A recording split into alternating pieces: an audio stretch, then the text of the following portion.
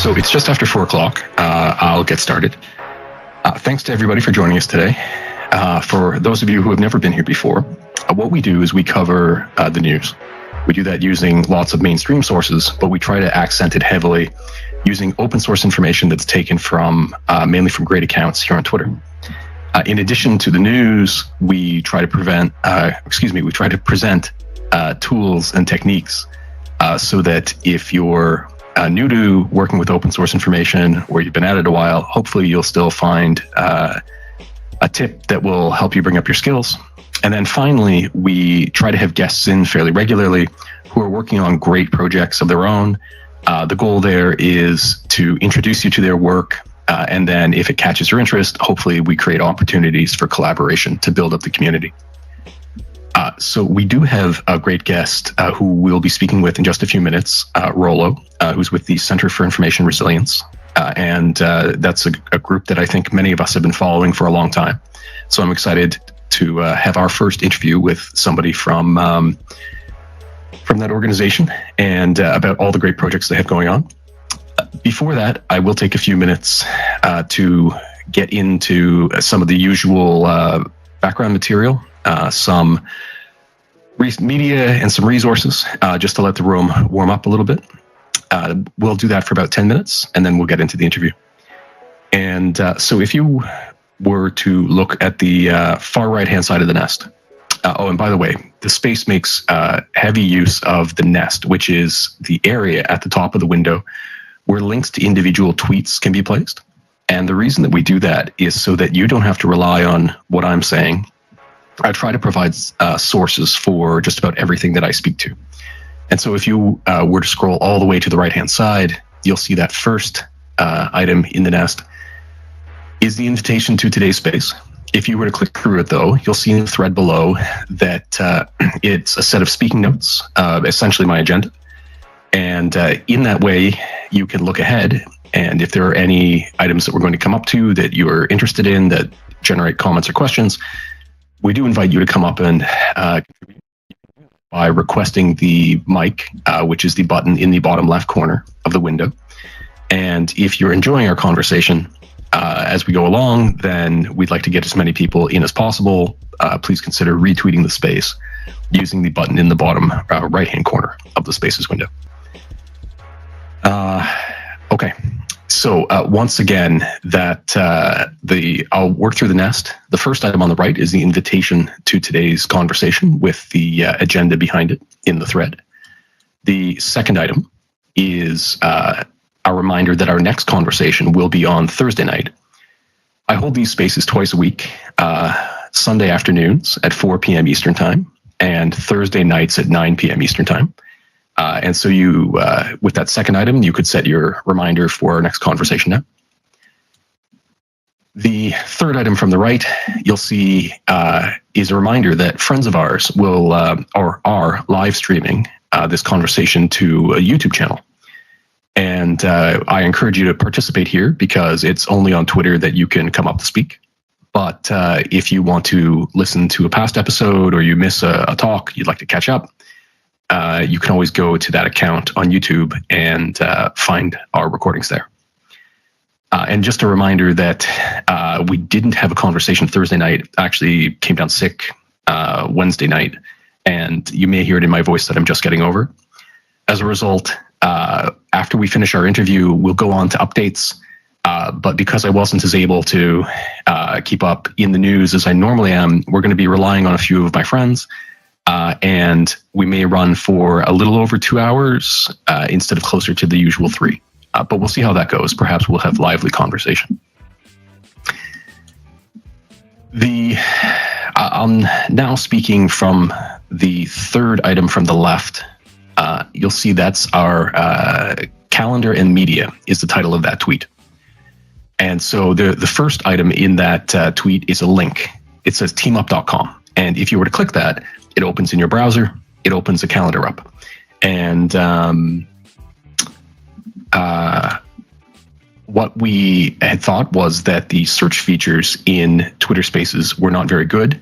And we had several friends who were hosting spaces you'll see that we have our friends Tochny are in there, and we highlight Andrew Perpetua's YouTube streams.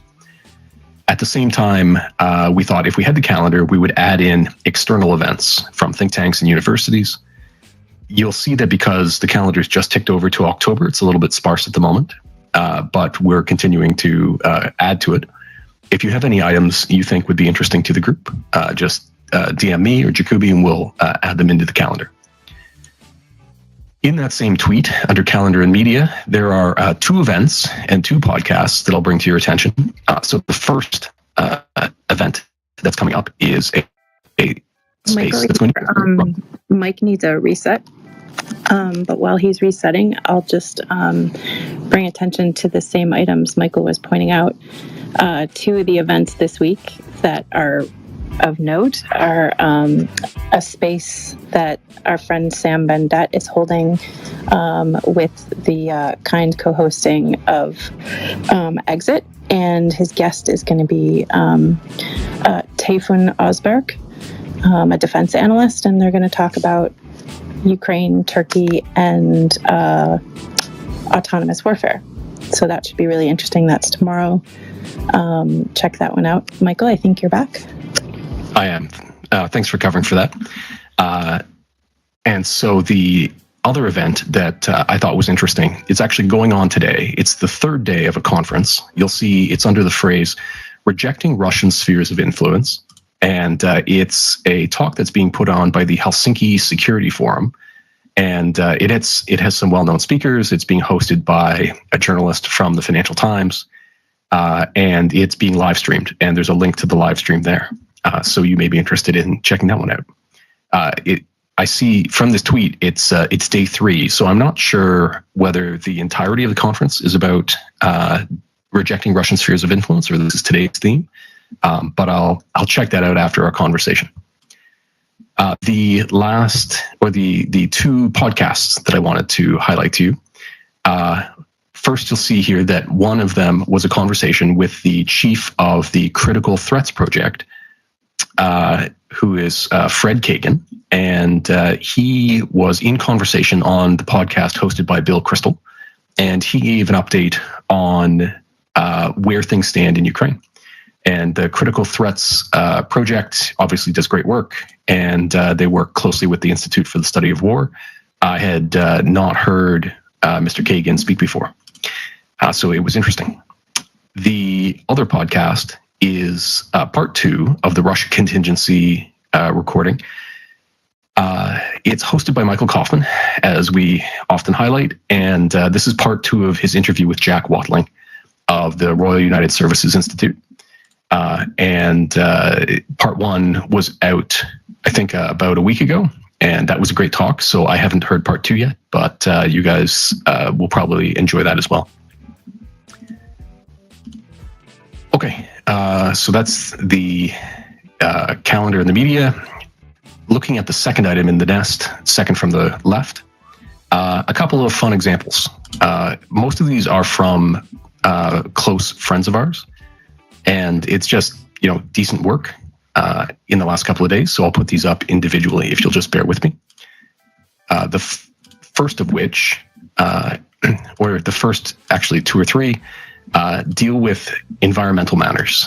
And so I wanted to highlight that there is lots of open source work that can be done that doesn't have to be purely military focused, but that at the same time, some of the things that you don't think are militarily relevant, can turn out to be. And so the first 2 are from a friend of ours, David Helms, who does great work, I always like to say, with water and weather. And we actually did an interview with him months ago on how he does his work, particularly when we were talking about the water levels in the Kakova, in the reservoir around the Zaporizhzhia nuclear power plant. And you'll see in these first 2 items that should be up in the nest, in the first, David has pulled down satellite data from Sentinel that shows the impact on irrigated farmland in Ukraine following the destruction of the Kakova Dam. And you can see, all of this green farmland slowly turning brown. and the negative environmental impacts it has and will continue to have. So I appreciate people are keeping an eye on that sort of thing. And then the second item in the nest, also from David, is he says that he's been monitoring using the FIRMS, which is a satellite that measures infrared radiation and is often taken as a proxy for fires on the ground. In monitoring that, he notes that there's been a hugely significant spike in the number of fires in the Kherson region in Ukraine. And he suggests that this, could be partly just annual variability, but that also just decreased irrigation and water availability, plus farmers not being able to access and tend to their fields as they normally would, creates conditions where fires are much more likely. And so when I say that these things, they're driven by the military effects, but they could have military effects of their own by changing the terrain, where fighting may take place later, or it can affect the economic viability of businesses in the region that, feeds into revenue for the war and so on. So it's all closely related. And I appreciate the type of work that David does. The third item that I put up in the nest is from our friend Radio and Nukes. And he continues his ongoing search for air defense systems in Crimea. And I just like to highlight when, that he has these ongoing projects. In connection with that, he's often keenly looking for any new construction, particularly around air bases. So you'll see in this third item in the nest that a fire was spotted near the air base at Zankoy in Crimea, which is an important air base for several reasons. But then, interestingly, I don't know if he anticipated there would be construction there or not, but you'll see in his GIF in the tweet that below the smoke, he detected an area of new construction. And then he went back. That led him to go back and get more satellite imagery that he then put together in this video showing the construction. He thinks it could be development of a new air defense site. And so I appreciate the meticulous work, and that in this case, it may have been, diligence and just keeping an eye on the air bases, or it may have been partly because there was coincidentally a grass fire that caught attention, and that just happened to highlight that there was also ongoing construction. The fourth item in the nest is a tweet from our friend Daniel, who is an enthusiast who builds FPV drones.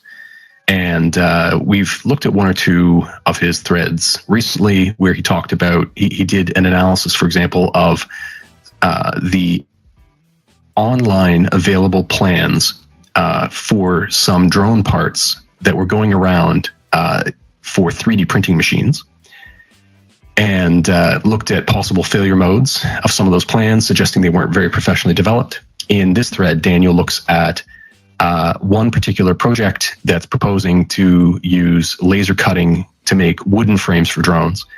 And he talks about its scalability and how, laser cutting of wood can make huge numbers of frames, but that the frame isn't necessarily the bottleneck itself. And that, you can make 500 frames very cheaply, but then it takes hundreds of thousands of dollars of electrical components. And so if you see some of these posts from Russian groups about, we've made this innovation here or there, it doesn't necessarily mean that it's, taken the pinch point where things are really slowed down and improve things. But it is important to keep an eye on them. So I appreciate Daniel's work. I think I have two more. Yep. So the fifth item, I like to highlight that there's a variety of OSINT work out there, which can include tracking corporate engagement. And so this is a tweet from Kendo. And what Kendo has been doing pretty doggedly for months now is digging into the ownership of various shipping companies. And in this case, he was digging into the ownership of a company that runs a ship that transits stolen Ukrainian grain. And he, maybe it shouldn't have come as a surprise, but he discovered that the individual associated with ownership of that company, the company's based out of the United Kingdom, but apparently the individual owner is now sanctioned personally. And apparently, Kendo reports may also have had a history of drug smuggling. And so, it's interesting to see the crossing tentacles of people who are involved in one sort of corruption who find a new graft in terms of theft of Ukrainian grain. And so I appreciate Kendo's ongoing work. And just to highlight to you guys, look, if you're into finance or, corporate law or that sort of thing, you can be doing OSINT work as well. It's not all sat imagery and geolocation. The last item I'll highlight is the sixth in the nest, and it's the tweet from Tatarigami. I found this one interesting because we've been following his work for a long time, and he's announcing he's forming a new project that will have a Substack, and he's hawking the subscription to that service. And it's brand new, so I trust that the content they put out will be interesting. I understand nothing to review yet. But what I found interesting were the things he noted in here, including that he's realized that in order to do this comprehensively, he has to do it with a team. And also that he won't be putting things out, on a daily basis, and that the gap between output could even be weeks. And I think those are two important ideas that a lot of us who have been working on these things have converged on as well. Which is that it really does take a team, because if you want to do things that are in-depth and draw on a couple of different disciplines, you need, that wealth of experience, and that it's incredibly time-consuming. And so I appreciate that there's a new team forming, and that they're saying that their focus will be on quality and not necessarily daily updates. So anyway, I thought I would flag that one to you guys. And so that's it for my introductory material. Hopefully some of that caught your interest. I think at this point, what we'll do is we'll turn to our conversation with our guest. And so we're joined today by Rollo Wasteken. And Rollo is with the Center for Information Resilience. And they have a variety of projects that they're running that we'll get into. But in learning about how their organization is run, I was very impressed. And for as much acclaim as it has built up, it's actually a fairly new organization, being only about 3 years old. And so I'm very excited to chat with Rollo about how that organization developed and sort of came to grow its scope and reputation in such a short period of time. And so, Rollo, thanks very much for joining us. Hey Michael, thanks for taking the time to invite us. It's really great to be able to talk about CIR, talk about Eyes on Russia in a Twitter kind of area, which is very much where we will live. So yeah, very, very glad to be here. And I know that you've been chatting a fair bit with Jacoby. So what I'm going to do is I know that she has a set of questions she had wanted to run through in connection with some of your latest reports. So I'll turn it over to Jacoby to do that, and maybe I'll interject with questions here and there.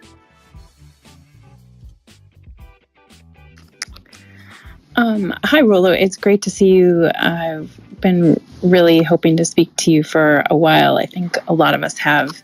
A lot of us are following various different projects and that Center for Information Resilience is piloting. And I just wanted to give a real brief overview of what Center for Information Resilience puts out to the world as its work, and then get you to sort of expand on that as you wish.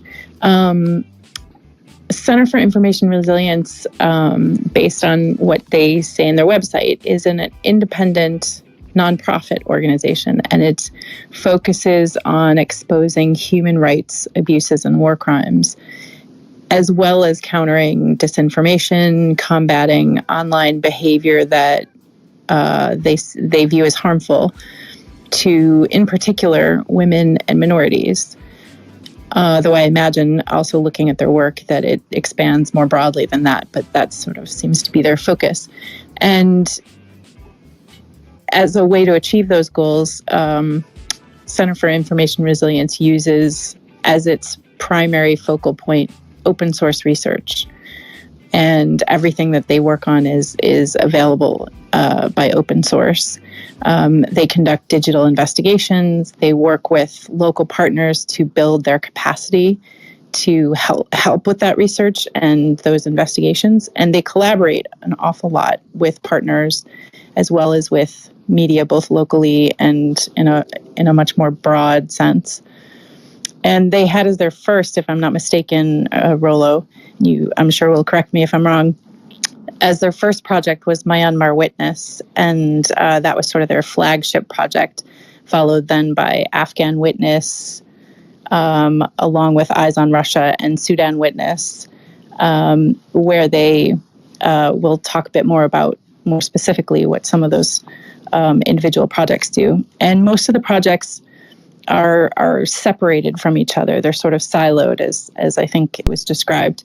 And Rollo, I wonder, in that large description of what CIR does, what is it that you do? And you've described yourself as an OSINT for Center for Information Resilience on your Twitter profile, but that's about it. And maybe that's as far as you want to expand it, but maybe you can tell us more. Yeah, sure. So yeah, you're totally right. CIR have a bunch of different projects with very different people working on them. And we're very much kind of siloed in terms of the information that we handle, the objectives that we seek after, and the way that we work. In terms of what I do specifically, I'm exclusively working for the Eyes on Russia project. So it's, like you mentioned, I think it was the third project that we started in early 2022, around about the time of just prior to the full-scale invasion in February. And in terms of the sort of nitty-gritty of what I do itself, we have a handful of different kind of sub-projects within Eyes on Russia. I think we're most known for the Eyes on Russia map. So that's on eyesonrussia.org. And on that map, you have each specific pin for any kind of open source incident that took place relating to the war in Ukraine. So that could be civilian casualties, civilian infrastructure damage. It could be Russian military presence or Russian military movement. And so part of my role is to collect that, verify that, archive that, put that into the map, which we use through a really massive data sheet in the sort of back end of the project.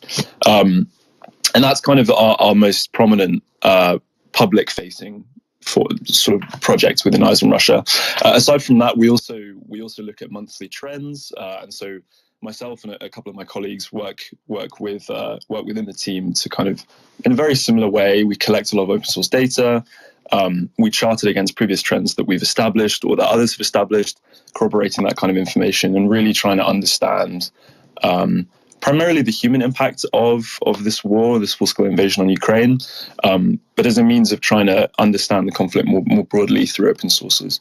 But that about covers it in terms of the public-facing stuff. We also do investigations, which are more kind of bespoke. So the ISIUM report that we released a few weeks ago is a pretty good testament to that. We'll do a couple of those, every which weeks or months or however long it takes. Typically, if there are any practitioners listening, you'll be well aware that a kind of investigation like that takes a very, very, very long time. So yeah, those are the kind of basic elements, compositions of what I do and what we do. But in terms of CIR more broadly, I only work within Eyes on Russia. So yeah. And I'll ask my host or co-host, feel free to interject if you have any questions, but along the way. But what about the landscape in human rights reporting and investigation? Did the people who got together to create Center for Information Resilience, what did they see as a need that wasn't being met? a reason for being for CIR that wasn't being spoken to with existing organizations, even among the ones that maybe you partner or collaborate with now? If you kind of look back at the context, CIR is a really, really young nonprofit, started in 2020. If you look at the kind of context of the open source environment at that time, there's a lot of, and you're totally right to say that there's a lot of organizations, things like Amnesty, things like Human Rights Watch, which focus primarily on human rights violations, anything kind of related to disinformation as well. But they're often pretty siloed, pretty separated. And at that time, obviously I only joined about 11 months ago, but from speaking to older sort of furniture-based colleagues, they kind of say that it was really a coalescence of lots of different practitioners, which previously had been splintered all over the space. And I think more broadly in the kind of open source sector, that is a lot of the case, where you have individuals who either are working for themselves, working in kind of some sort of freelance capacity, or they're, maybe kind of working for a bigger organization that doesn't necessarily focus entirely on open source. And so I think the real kind of gap that needed filling, and I think that CIR fills pretty well, is acting primarily as entirely open source, of course, in terms of methodology, but looking specifically at human rights violations, issues around violent conflict specifically, and how that kind of combines with disinformation.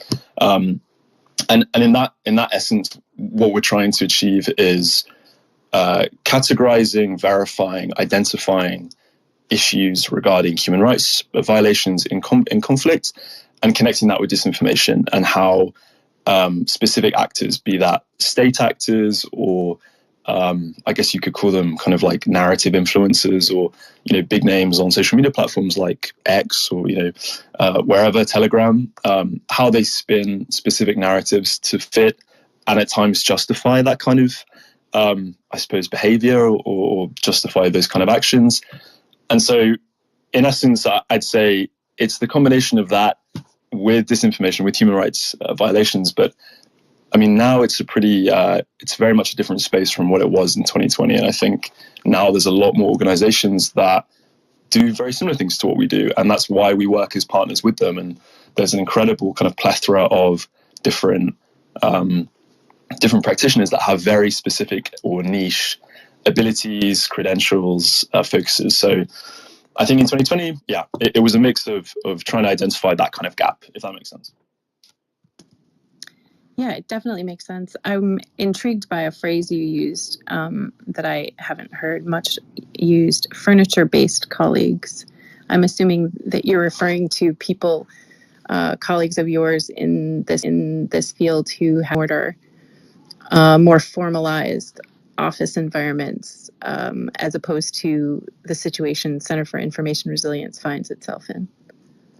Yeah, exactly. I mean, what I mean is like people who have been there for a really long time, who are kind of like traditional practitioners in the environment. So it's like a combination of people who were there for a very, very long time, people who form methodology in a very traditional mindset, I guess, combined with kind of, more recent, I guess since 2021, 2022, the way the open source landscape has changed, it's identified itself within that kind of context. So I mean people who have been here for longer than I have, basically, to kind of give it an easier explanation.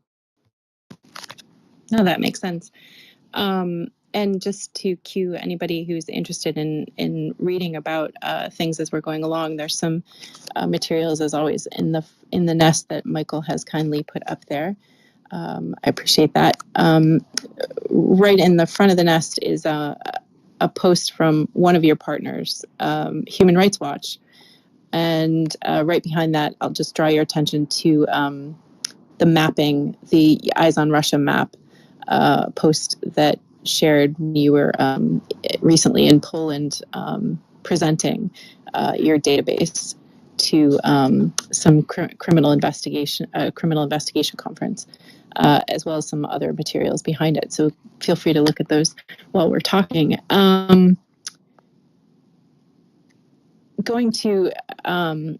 get specifically to Eyes on Russia in a second, but since we're on the topic of other organizations and how you work with them or pivot off them in some of the work you do, Human Rights Watch is a good example in relation to your ISIUM report that we'll talk about in a minute, that they, as the post up in the front of the nest illustrates, they put out a report in October of 2022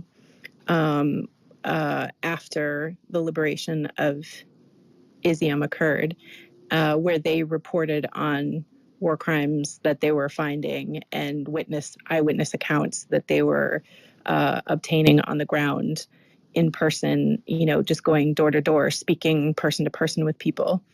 And you at Center for Information Resilience built on that report, investigated in a different way many of the things that were cited by them in the report.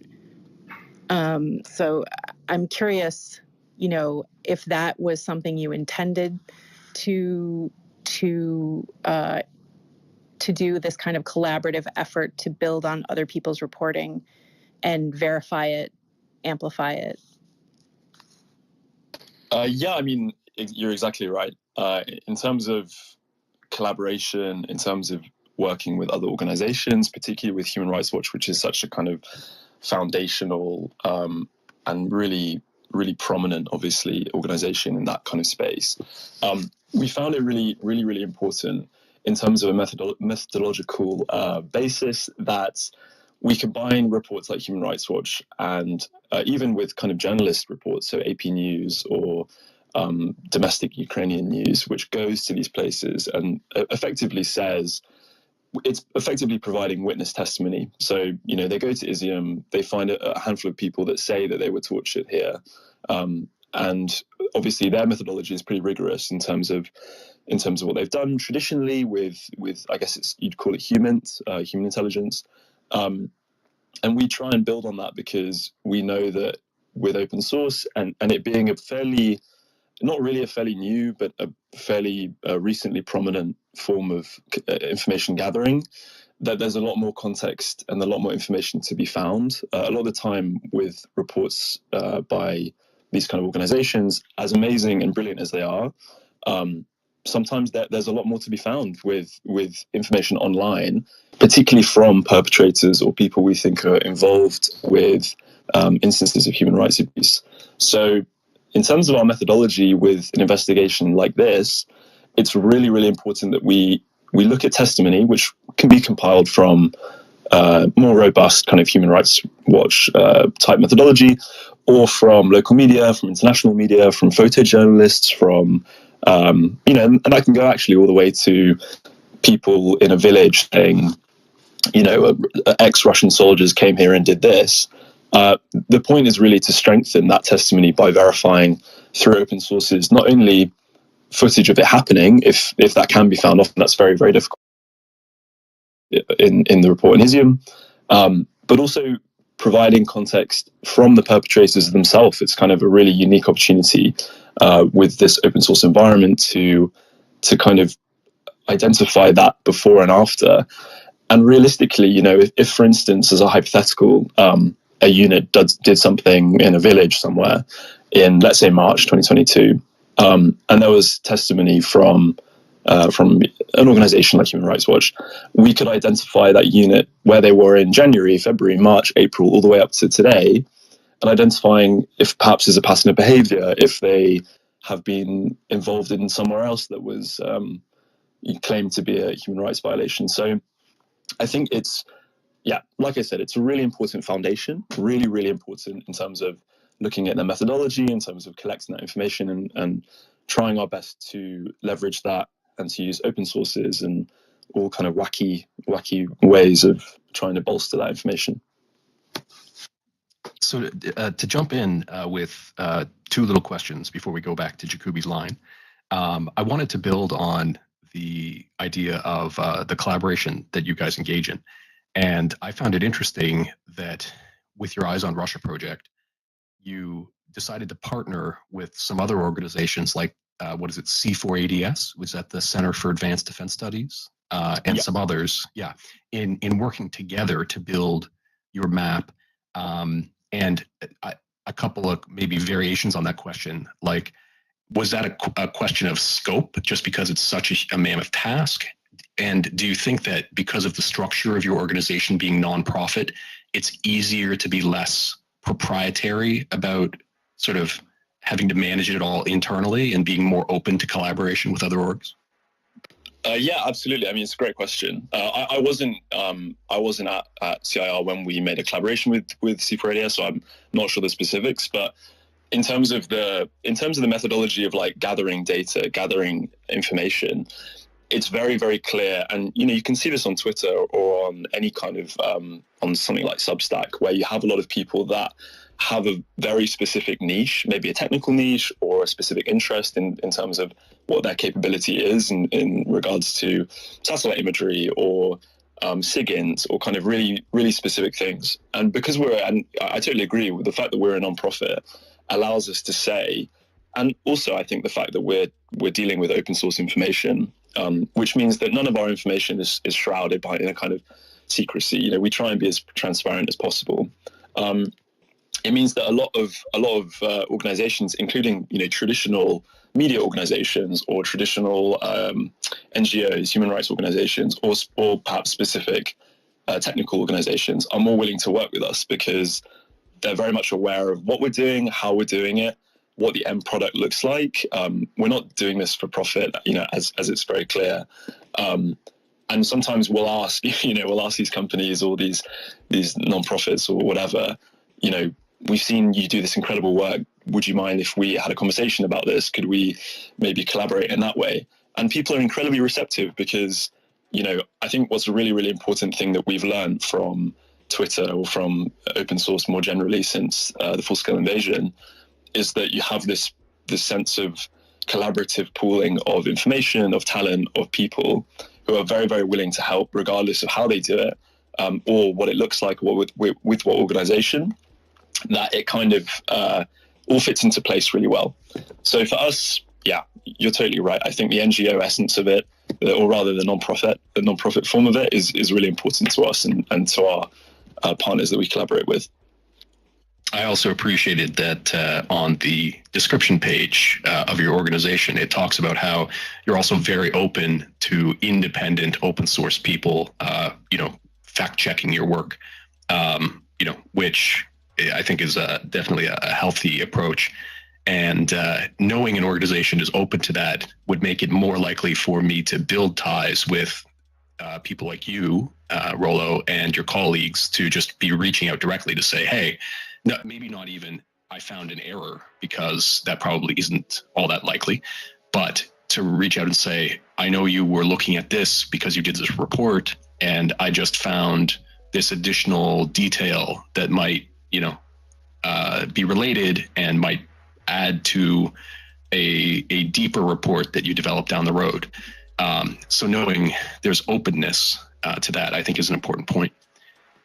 My one other question, and it may predate your arrival there, but I know that most of the other projects that your organization runs are called, country name and then witness. So there's Myanmar witness, there's Afghan witness. Was a different naming convention chosen for Eyes on Russia? I know that the project was started before the invasion occurred, and so you couldn't properly probably call it Ukraine Witness. But I'm just wondering if that was the motivation, or if there wanted to be more of a focus on sort of, Russia, we're watching you. It's a great question, but as you kind of alluded to, that was prior to my time. I don't actually know the answer in terms of giving you. I don't want to give you a kind of wishy-washy answer, but I think you're totally kind of nail on the head that it was pre-invasion, so that kind of thing. We're not going to call it Ukraine Witness, and in the kind of morbid hope that happens. I think it was more a reflection of the time where it was very much speculative, very much a lot of people were jumping on kind of identifying, trying to pull as much information as possible together, which is, and the collaborative nature of that, I think, bodes pretty well for the community in general. But I think it was primarily kind of circumstantial rather than, yeah, we should probably change it, I suspect. But yeah, it's the only answer I could give you.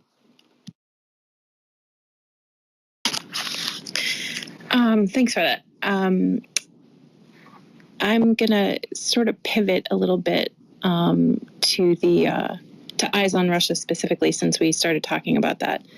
And you had earlier said that the map, I think in my conversation with you, as well as a little bit earlier in the space, that the map really that Eyes on Russia has created is the heart of what Eyes on Russia does.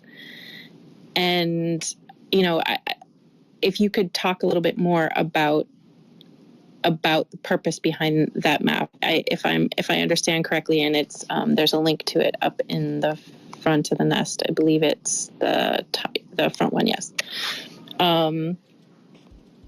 It maps out war crimes, war instances of war, and investigations that are ongoing in Russia. Yeah, I mean, the map is something that we've had since day one. I'd say that the project kind of came from the map in terms of the data we look at and collect and analyze. Like you said, it kind of shows different data points.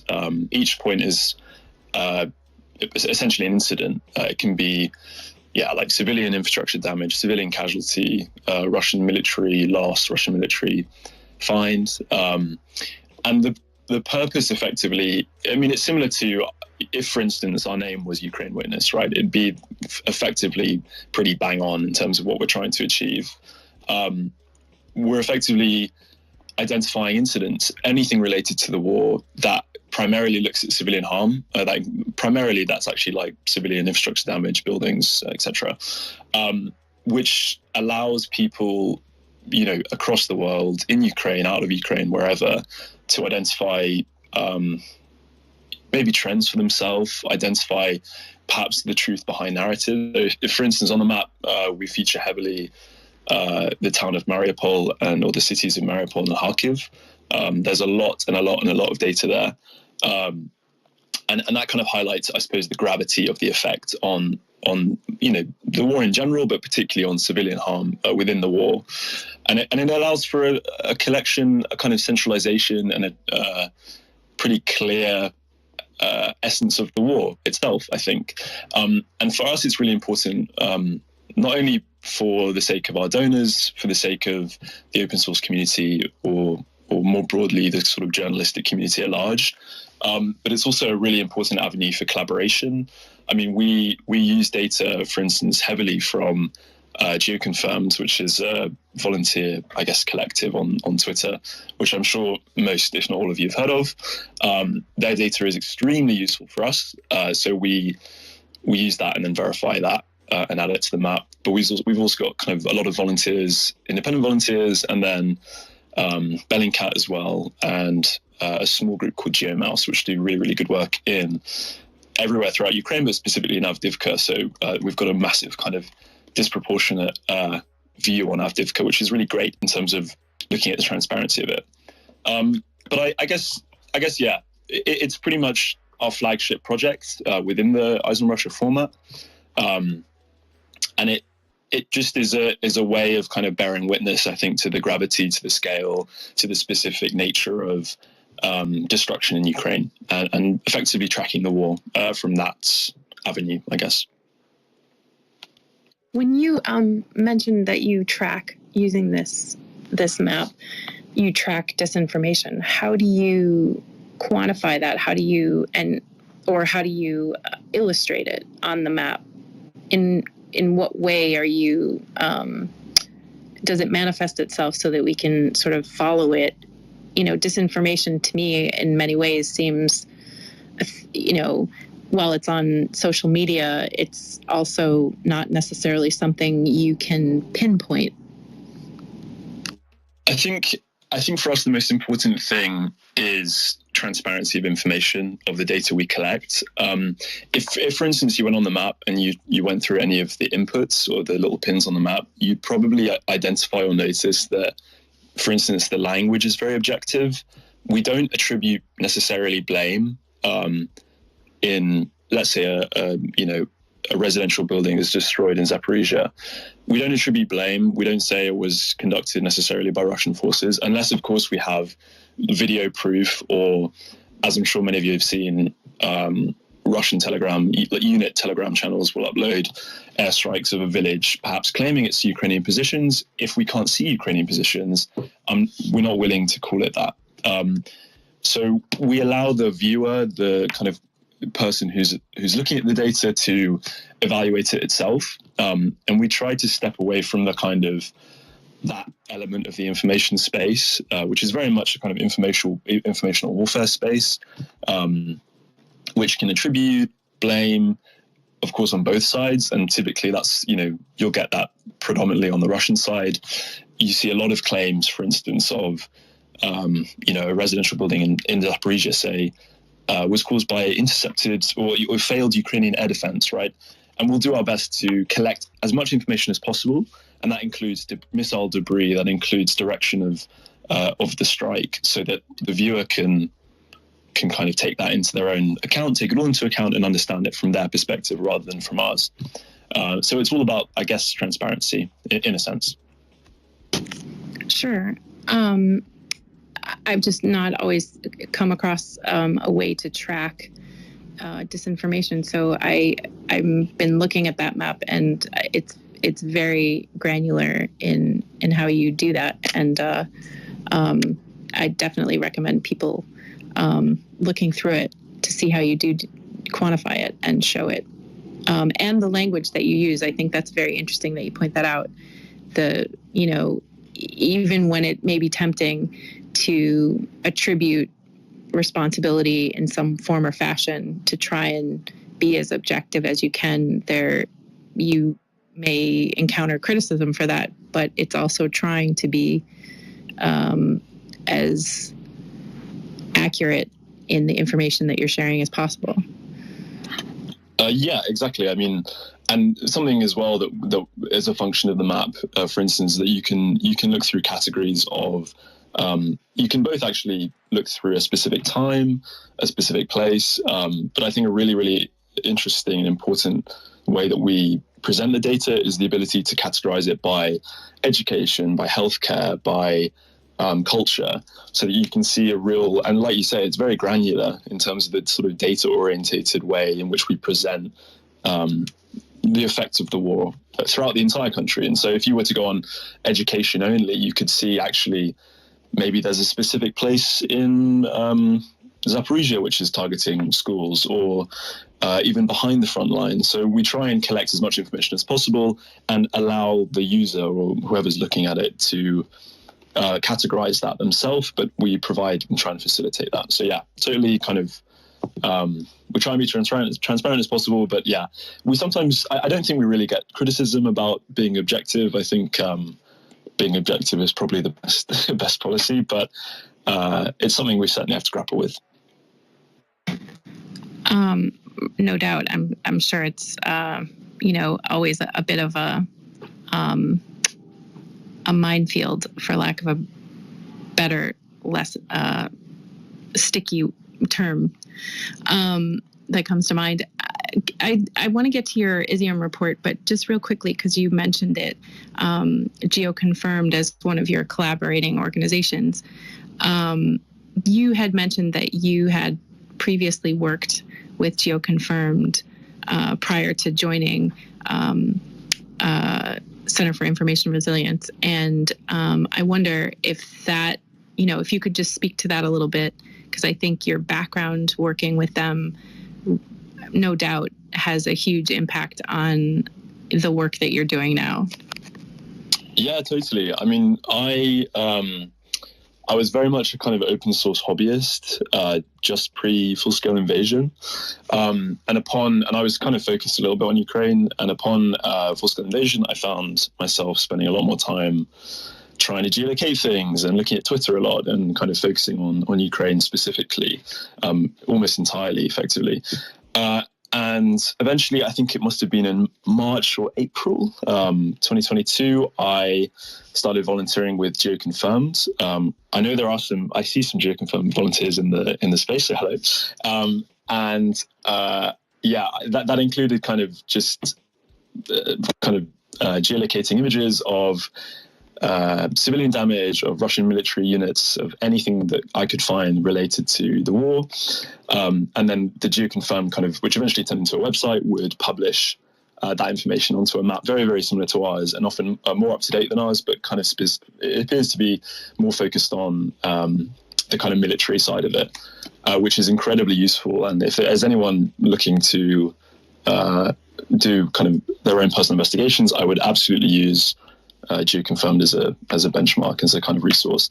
But then luckily at that time, GeoConfirmed started providing data with CIR, and eventually I was picked up by CIR to work full time on the other side of the relationship. So for me personally, I mean, GeoConfirmed as a kind of collaborative, collective organization, organization, was immensely helpful. And from CIR's perspective, we rely so heavily on GeoConfirmed's data in terms of all of the volunteers who work either specifically for GeoConfirmed or in and amongst kind of Project OWL or UA Control Map, that kind of side of it, or more so directly within a CIR. It's a really, really important function of our analysis. So yeah, again, I think it speaks really well to the kind of collaborative spirit of the open source space, particularly on Twitter. I think really only on Twitter, and it's immensely important for us and for the community as a whole, I think.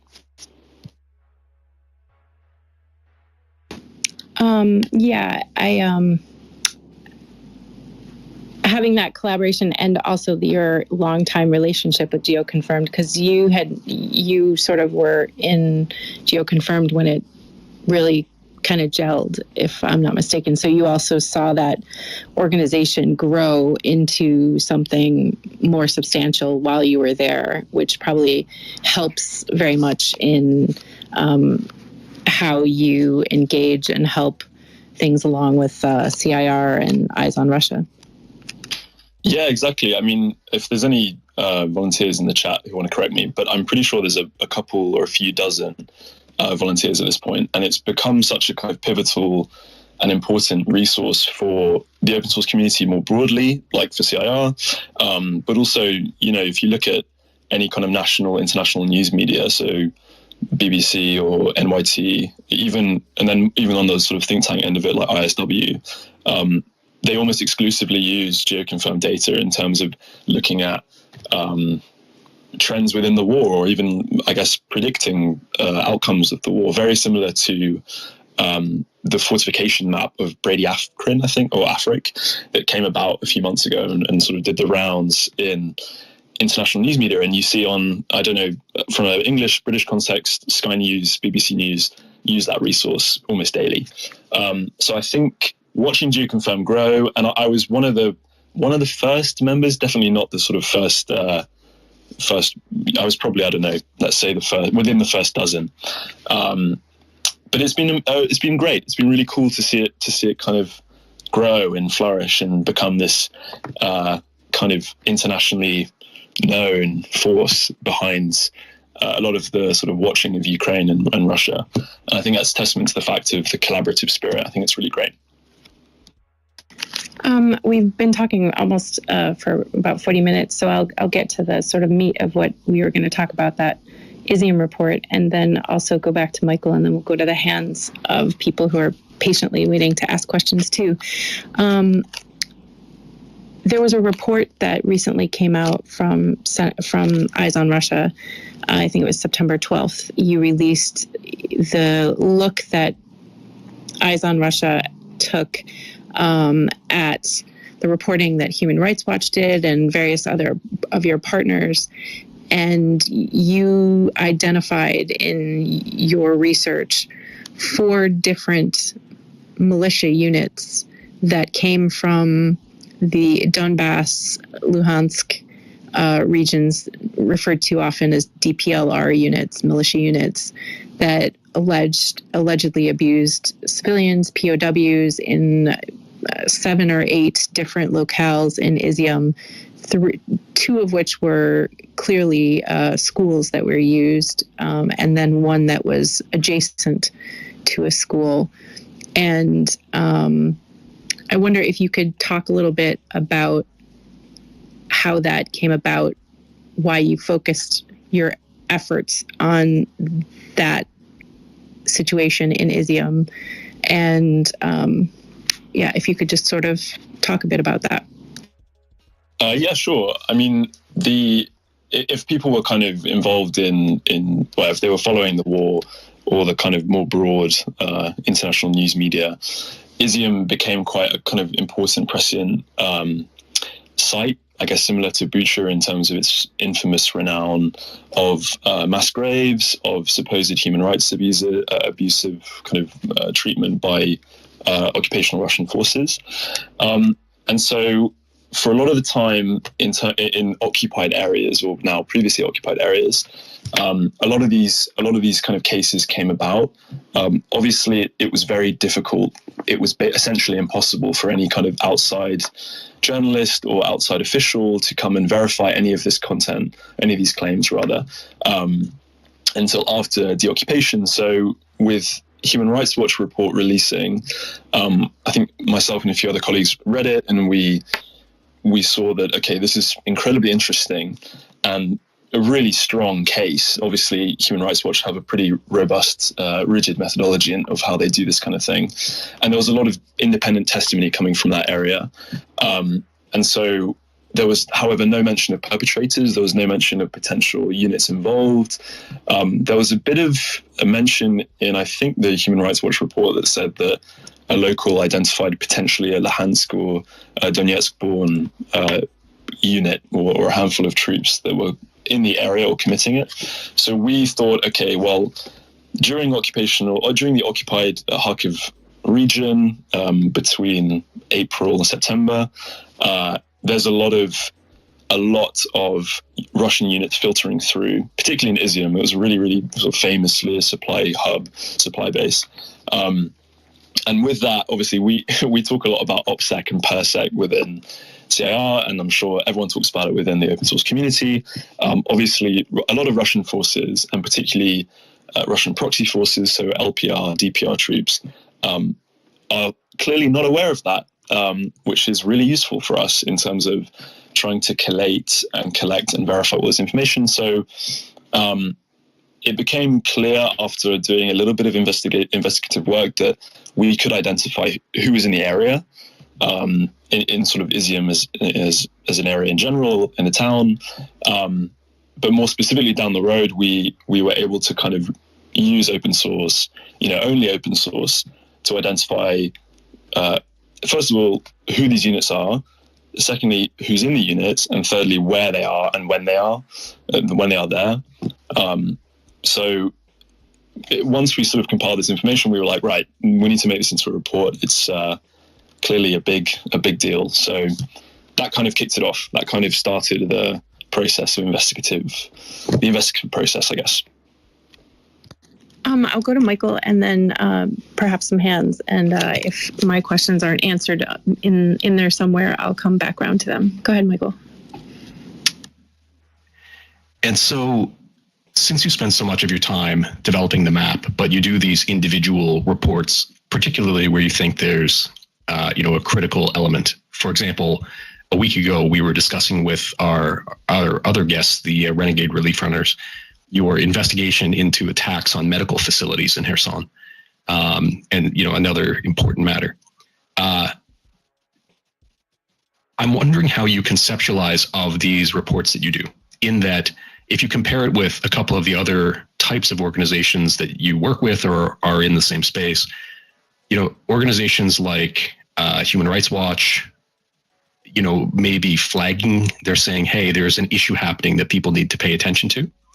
Whereas it strikes me your report is a little, it's more technical and it's more actually connecting the dots with, potentially more evidence, potentially.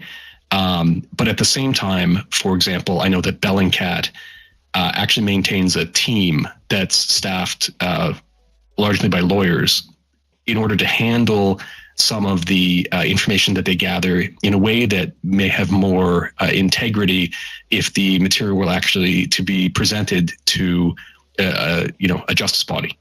And so I'm wondering, when you produce these reports, what do you have in mind? Are you trying to contribute to the conversation? Are you trying to flag an issue? Are you hoping it could eventually be used for evidence, or all of those? It's pretty much all of the above. We work within a framework where we collaborate with international justice and accountability organizations, where a lot of the time the evidence, the information that we collect, we hope ends up in potentially prosecution, ends up in evidence of a further case, if, of course, the events are verified by testimony and the sort of legal side of it. In that way, I think the conceptualization of what we're doing is more so a kind of addendum. It's an adage to a lot of the reports done by, let's say, Human Rights Watch, right? Where they say, okay, this happened here. This is exactly what happened. We know this to be true. And this is often other organizations, other news media, other human rights organizations will corroborate this information. And we try and provide evidence of potential perpetrators. In terms of the Kherson medical report, it's fairly similar. It's a slight different context, of course. That's more so to do with compiling evidence for potentially future cases. We don't know. That's not something we're necessarily directly involved in. A lot of the information we do handle is then provided to international legal bodies. We don't look at really the legal side in-house, but hopefully it's more so providing evidence. It's more so providing context of future investigations that we won't carry out. We're not a human organization. We're not a law organization. We're not going to necessarily go to ISIUM and view these places. We're just there to provide additional context which would have otherwise not be found, because they're on digital sources which traditionally prosecutors find difficult, either difficult to handle in terms of they aren't quite sure of their credibility. They don't know how to assess whether or not something is accurate or not. And we're there to basically say, this is verified by us. We follow this kind of methodology. We follow this way of doing things. And hopefully in the future, a lot more international justice accountability organizations take that on as a kind of way of collecting information and prosecution, hopefully. I appreciated that within the report, you noted that you had located the units to these locations, but that wasn't necessarily direct evidence that individuals from those units were involved in the torture or abuses that you had noted, but you had said, even their presence contributed to the environment in which these, crimes occurred. And so I appreciate that this could just be a building block in a case, but that it could be a critical building block where some of those images that can prove who they were might have gone overlooked otherwise. So I appreciate that you didn't just hold out until you had direct evidence of, the torture, and you note that essentially it will probably take on the ground groups in order to reach that point. Yeah, absolutely. And also an important thing that we added to the report is, like you said, we didn't want to say, okay, they are here, therefore they did it. This is not something, we don't, for instance, have video proof of them torturing anyone. We don't have footage of it itself. We don't have any confessions, anything like that. We're simply providing the context that we think is required and is important, and that shouldn't go overlooked when you're trying to identify perpetrators in that respect. So it's very clear to us that, we say, I think with a very, very high certainty or something to that account, to that measure, that they are in this place at this time, which hopefully provides context and hopefully aids the legal side of it, which, again, we're not lawyers. We're not, I'm not going to say, oh, these people did this and that. It's not really our role. We're more so kind of collectors of information, and we verify, of course. Just maybe as a final observation, and then I'll go to audience questions, it's not to say you couldn't have made these same confirmations in the ISIUM report otherwise. but it is a little bit ironic that I think in at least two of the cases, you identified them because of pictures that came out, because they either had, celebrity entertainers embedded with the unit, or they had journalists embedded with the unit. And, if it weren't for those higher profile media elements, it probably would have been harder to pin things down as clearly as you did. So there's, you talk about OPSEC, but clearly some of that is baked in to the concept of they're wanting to do some promotion of it for folks back home, which of course cuts against them in other ways. Yeah, absolutely. I mean, that's a kind of fundamental, I guess, like kind of gotcha moment for us when we were identifying perpetrators. It's very similar to the way in which you look at Bucha or any kind of human rights abuse, particularly in the early days of the invasion, where a lot of the Russian framework was obviously the narrative realistically is, okay, we're coming in to liberate, and this is more so a celebration, if anything. So of course the cameras will be rolling, and of course we'll be wearing the good kit and everything, and OPSEC wasn't taken seriously, and it still kind of isn't to an extent. And I think it was really important. I mean, Roman Rezum, the character that led us to a few findings, he's kind of awful singer, kind of morale booster in the LPR. He was operating under what he called the Humanitarian Front kind of organization or missions within his kind of, he's a semi-influencer, I suppose.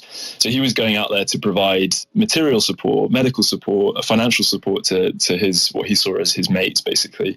And so I think, like you say, that I think for us was like one of the most prominent things, one of the most important things we found. And it's so kind of idiotic that was part of the reason why this could, realistically, this could end up with some sort of prosecution, and potentially they are the perpetrators of the torture. Obviously, we can't prove that without footage, but for that to have been found through some guy playing the guitar in a school delivering boxes, I think is pretty ironic. So we'll take some audience questions. I believe it was Piotr and then JJ. Go ahead, Piotr. Thank you, Michael. Yeah, good to see you, and thanks for these as always.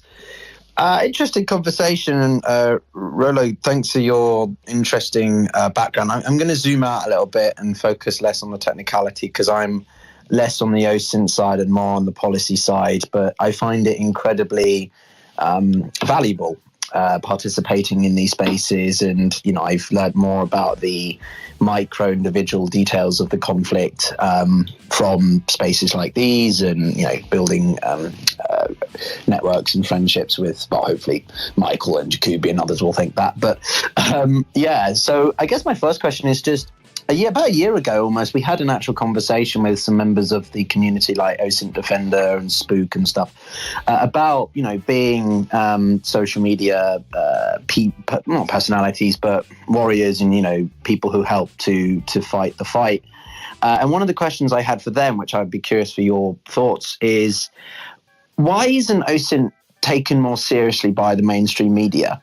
Why isn't it given more prime time in areas that it deserves, right? Because I find a lot of the time OSINT is sort of left to academic think tanks like Atlantic Council or something, but it's very rare that we see the people directly providing the information actually given much airtime, which I think is unfair. So I was just wondering if you had any thoughts on that, and I do have a second question, Michael, if that's all right.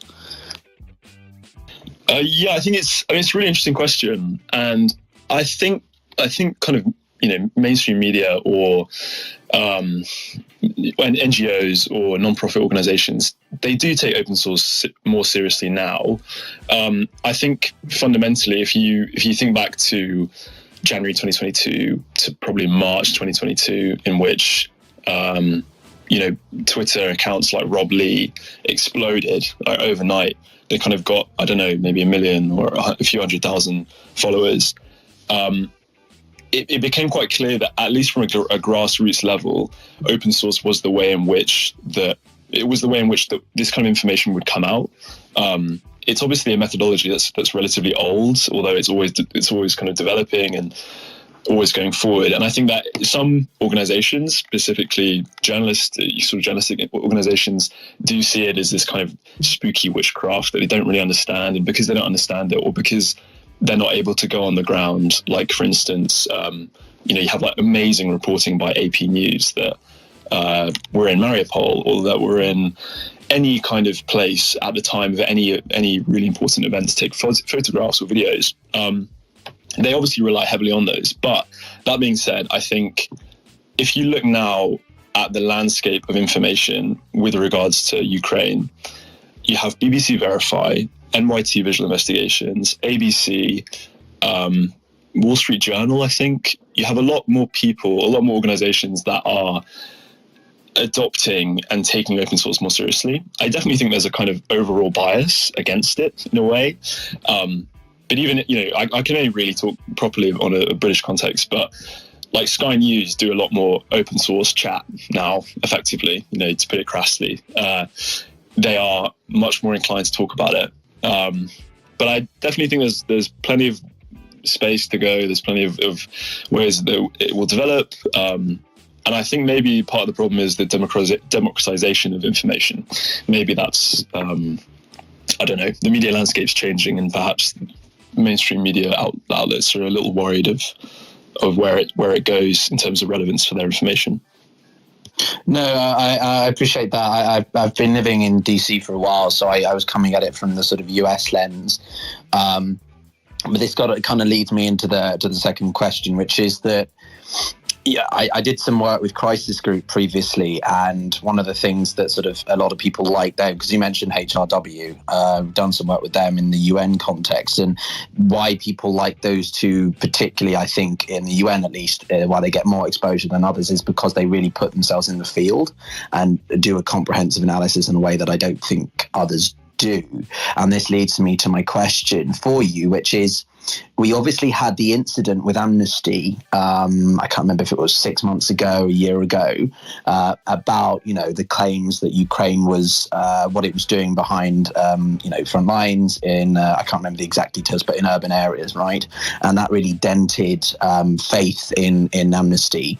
And then they doubled down. We've also seen proliferation of antagonism towards International Red Cross, for example, although I know that was to do with them shaking Lavrov's hand and so on. But what do you think we can do to ensure that faith is sustained in these sorts of things? Because obviously data proliferation, huge amount of sensory overload, got so many things we don't know what is true, what isn't, what's manipulated.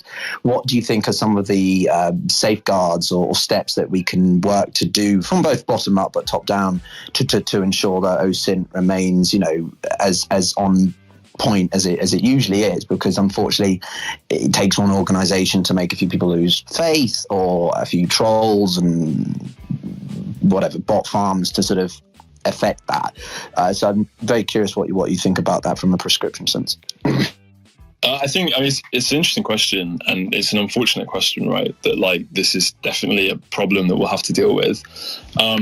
But I think the most pressing, the most important thing that an organization like CIR can do is have total transparency in terms of methodology, right? I mean, if you look back at MH17 as an example with Bellingcat, a lot of their information, the methodology was totally public, and the point of that is for them to say, we said this, we found X, find it yourself, kind of thing. If you don't believe us, have a look at it yourself, kind of thing. So I think transparency and collaboration, it sounds kind of in the minutiae of it, but the visualization of information, I think that's why, for instance, geolocation is such a popular outlet of open source, is that, if you put a couple of red boxes on a few trees and you match up some images, people understand that, they see that, and they're like, yeah, actually that is completely correct. I mean, there was an example of, I don't remember the volunteer that found it, but in the geoconfirmed community, there was a claim by the Russian state of some civilian car being shot up in Ukraine, and it was in Russia, I think, or it was near Luhansk or something. And so, by focusing on different avenues of open source as a method, as a broader methodology, so looking at geolocation or chronolocation, I think maintaining an impetus by saying, no, this is literally not possible of happening because of X or Y, and here is my working. I think that's potentially a really good way of going against that and maintaining trust in open source, because, frankly, there's a substantial lack of trust in news or in anything anyone kind of takes in, where I think open source has a role to grow in that. Has the ability to sort of fill that void and hopefully rebuild that trust within information that people are consuming. So I think the democratization, of information with a rigid methodology that's entirely transparent and collaborative is probably the answer to your question, if that makes sense. No, 100%, buddy. Thank you very much. Fellow Brit, currently in London, if you're around, love to connect and stay in touch. Yeah, sound. Yeah, please do. Thanks a lot, Michael. Thanks, Piotr. JJ, go ahead. Thanks, Michael. And it's been a pleasure listening to you, Rollo. A little while ago, you had used the term bearing witness, and that sort of evokes powerful emotions for me when I hear that. And I've heard that a lot in these spaces, particularly as the Russian invasion of Ukraine has progressed. And so I had more of a personal question for you, because I think for each of us, the answer is going to be different. What does bearing witness mean to you in this situation? And how do you think that is useful for the people in the West in terms of what is happening in Ukraine? It's a great question. I think in terms of bearing witness, it's more so kind of collecting and analyzing as much information as possible, just the kind of, and really like collecting, everything that, for instance, GeoConfirm volunteers or Project Owl volunteers or anyone on Twitter kind of publishes, even on Telegram, right? Having the ability to categorize that, to verify that, to analyze that, and to put it onto a centralized map like Eyes on Russia, I think allows us to express and establish the scale.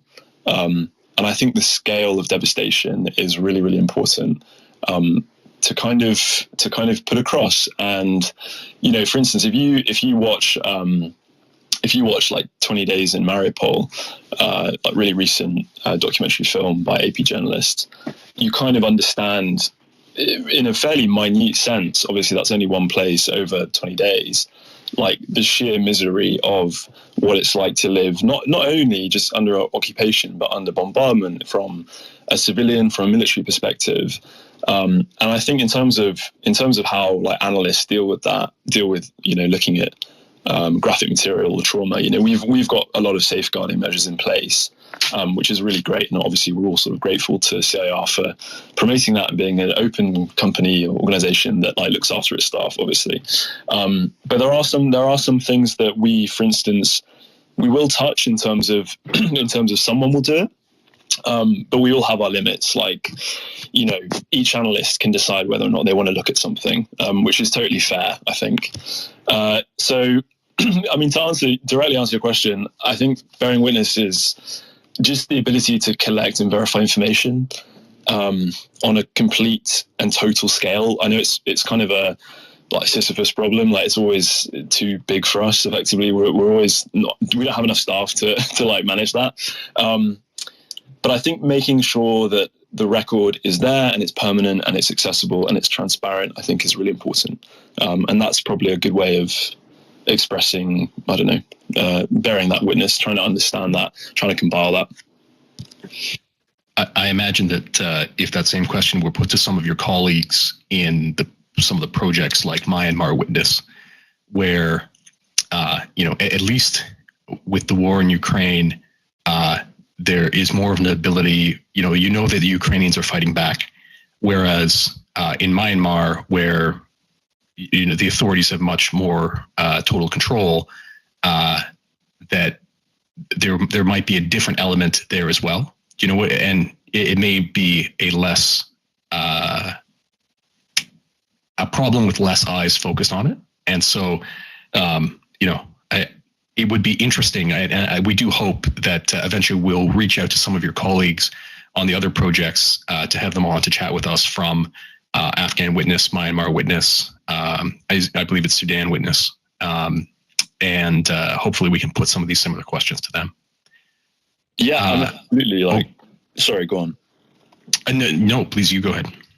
I think you raise a really good point, right? Which is that the Ukraine war is a state-on-state war in terms of obviously the effect. It's a really sort of grand scale of devastation, but also with regards to the kind of information space. Obviously the Ukrainian state will try and promote as much footage as possible of real events that are really happening, but like you say, in Myanmar, a lot of the time, I feel like perhaps, obviously, I'm not an authority to speak on Myanmar, but from what I can understand, from what I see, particularly from colleagues, is that it's somewhat of a forgotten problem.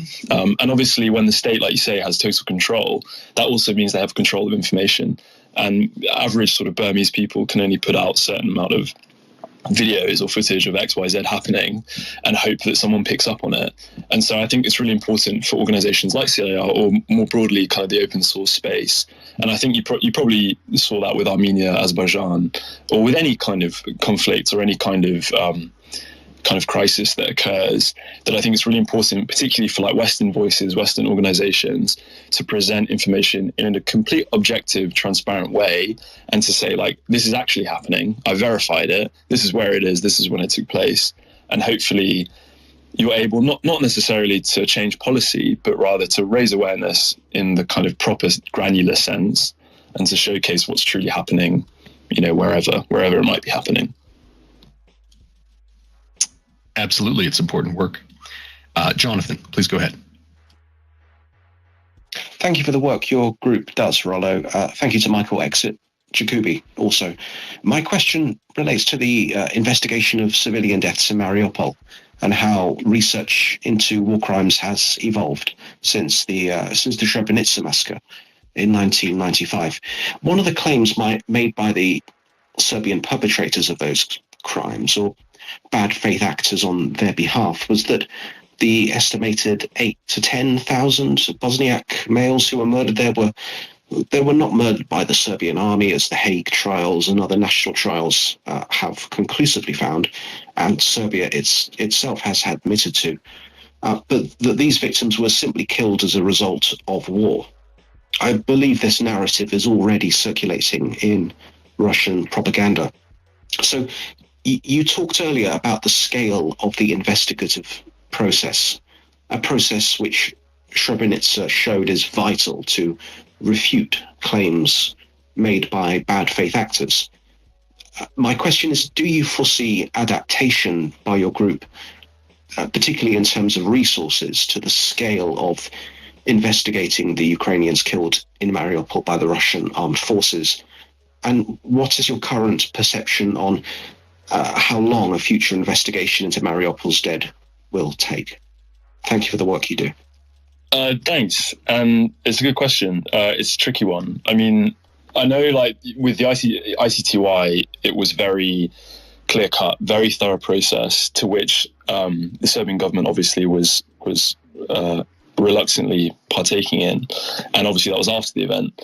I think for an open source investigation into something like Mariupol, it's very, very, very difficult to establish intent. What we can establish with open source, depending obviously on footage, on satellite imagery, on kind of general claims from the general public, the Russian forces, Ukrainian forces, is where people are and when. Is a residential building next to a hospital is it full of Azov battalion, as most Russian narratives will promote before it's destroyed, or is it full of people living their life and trying their best not to die? And I think often is the time in Mariupol. Often it's the latter. The fact that this footage exists, you can geolocate point of view video. So someone videoing a tank rolling down their street from an 8th floor window of a residential building means that they're in there and they're a civilian with no AK or whatever. Gives you a kind of small window, small context into that investigation more broadly. But that complexity of it, particularly from intention, we can to an extent through open source identify firing positions. We can kind of, a lot of the time we can identify perpetrators based on that. Sometimes specific ordnance used or positions or, records of where Russians were at what time. But the intention is very difficult to understand. Obviously when, for instance, in the case of Mariupol, like obviously BM-21 grads were used a lot, which is a very famously not very accurate munition. Using that on a blanket kind of a blanket residential area, which residents are clearly in, is obviously, it's not necessarily a show of intent, but it is show of like inability to act within a very specific way that would actually mitigate civilian harm and civilian loss. In terms of the time taken, I mean, Mariupol, in terms of the data we have, and and I'm sure people have seen on Google Earth, for instance, it's updated all their satellite imagery of destroyed buildings in Mariupol. So you can effectively count, if you like, how many buildings, what percentage of the town, the city is destroyed. Collating that with open source footage from mobile phones, from journalists, from anyone, even soldiers, showing civilian harm, showing civilians in danger or in destroyed buildings, would take a very long time. I don't know of any judicial process that's currently in progress for that. I'm sure there is. I'm sure in the ICC there's some discussion about it, and obviously it would be amazing if CIR could contribute to that in a kind of evidence database way. But unfortunately, I don't know is the answer. I think it's a really interesting question, but open source, and I think it's very important to be transparent and clear that open source is only a kind of portion of and a single method of how to corroborate an investigation.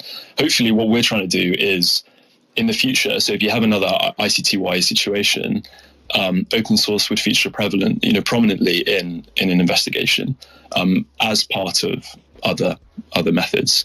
I don't know if that answers your question, but the answer is it's very complex and I don't know, basically. Well, if that's the honest answer, it's the best answer.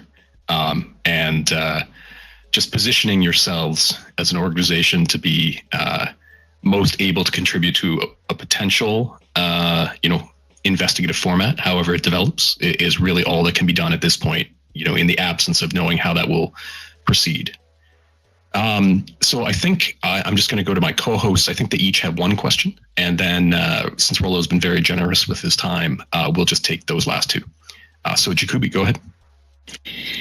Yeah, I wanted to just circle back to the report itself for a minute, and at the conclusions that you drew and spoke to. I know, you said in there that you made the point there that, it's certainly Russia that remains ultimately responsible for these, for the war crimes that were committed and the potential war crimes that were committed in Izium, but that there are other things you're looking at for why you've highlighted and amplified the investigations and reporting of others in your own work.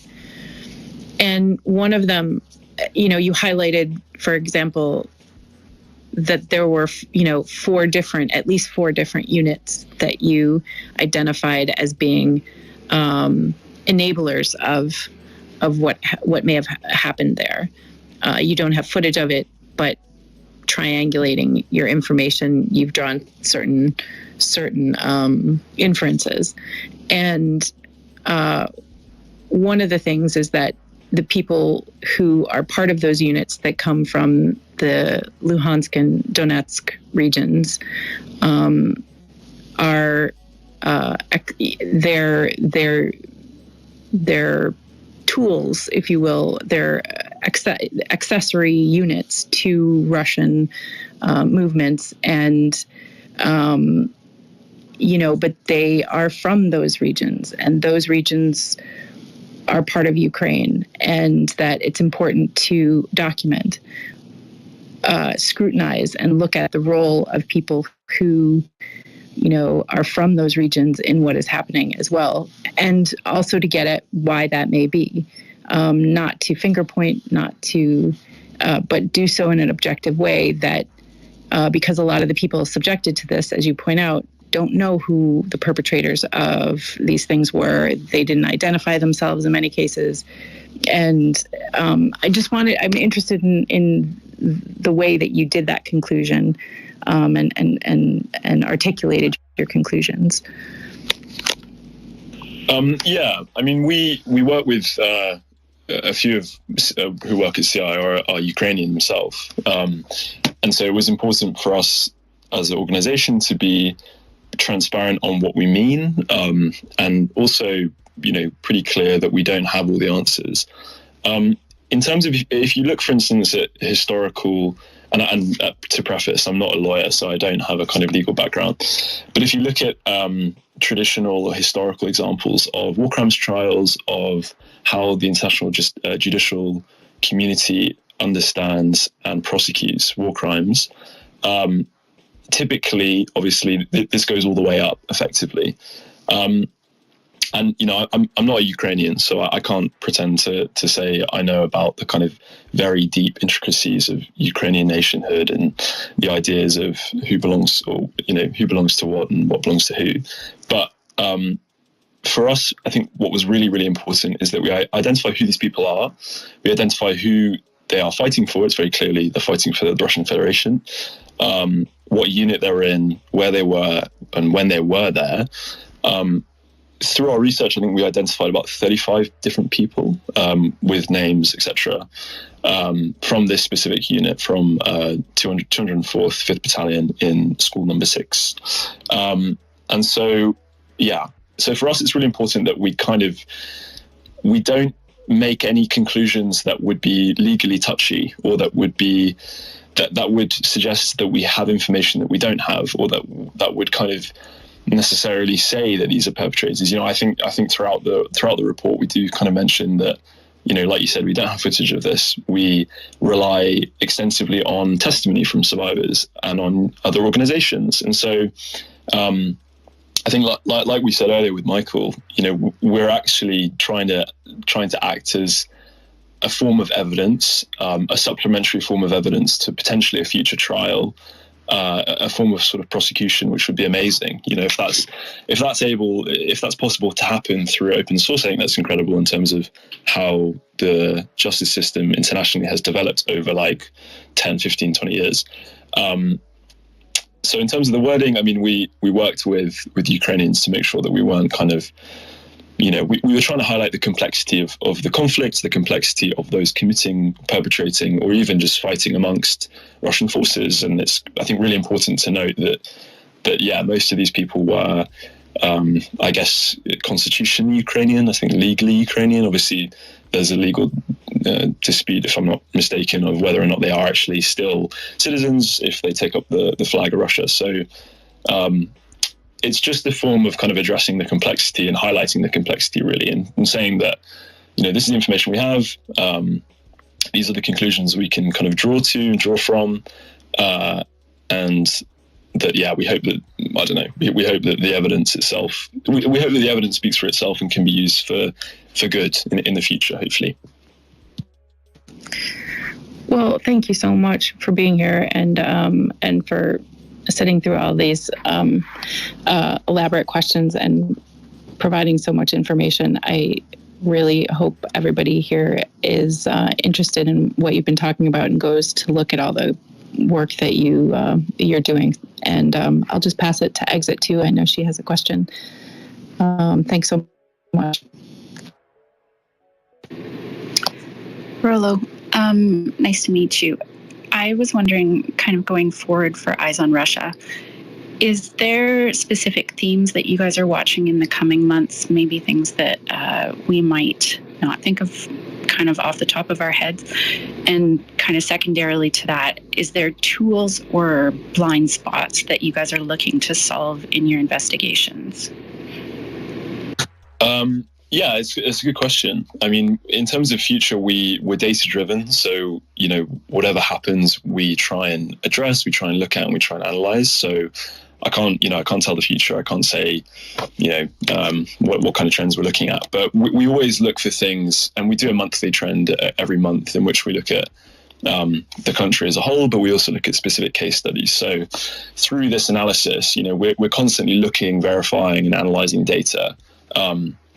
And if, of course, we identify trends within that, fantastic. We can move on to an investigation and then look for perpetrators down the line. Obviously, this is something pretty clear with the counteroffensive in the south. Following Kharkiv counteroffensive in September, I think, last year. That's when all the information from Izium came out, because it was recently deoccupied, and it's very possible that happens again, unfortunately, in the south. We just simply don't know. In terms of blind spots, I mean, off the top of my head, there's not too much that's kind of sticking out at me. Obviously, I think one of the most important things for us is identifying perpetrators, obviously. And so a collection of active Russian units or units in general in areas where even archival, historical, that kind of information is really important. I've been relying personally on UA Control Map and War Spotting. They're really incredible resources, which I recommend. If people don't know, you should check them out. They kind of attribute military vehicles with unit IDs, and that allows you to identify who is where, when. And I think one of these things, it's not necessarily a blind spot, but I think that kind of thing, would be amazing if there was lots of it. If it was kind of, from my understanding, it's the same kind of legacy of Oryx, right? Like, this war spotting seems to be nationwide, but obviously they've got a heavy presence. I can't remember I think it's Nalcio, the one of the guys that works there. He's got a Kyiv Oblast map, which is incredible in terms of a resource, which I also recommend checking out. So yeah, I think just more collaboration on what we have, and we're always looking for volunteers. So if anyone's keen, but yeah, I think in general, there's always people with niches. There's always people with specific technical or thematic interests, which are really important. And I think collaborating with big organizations like CIR, or creating your own, or doing kind of cross-pollination of information is really important. So yeah, hopefully that answers your question, but definitely more collaboration for sure.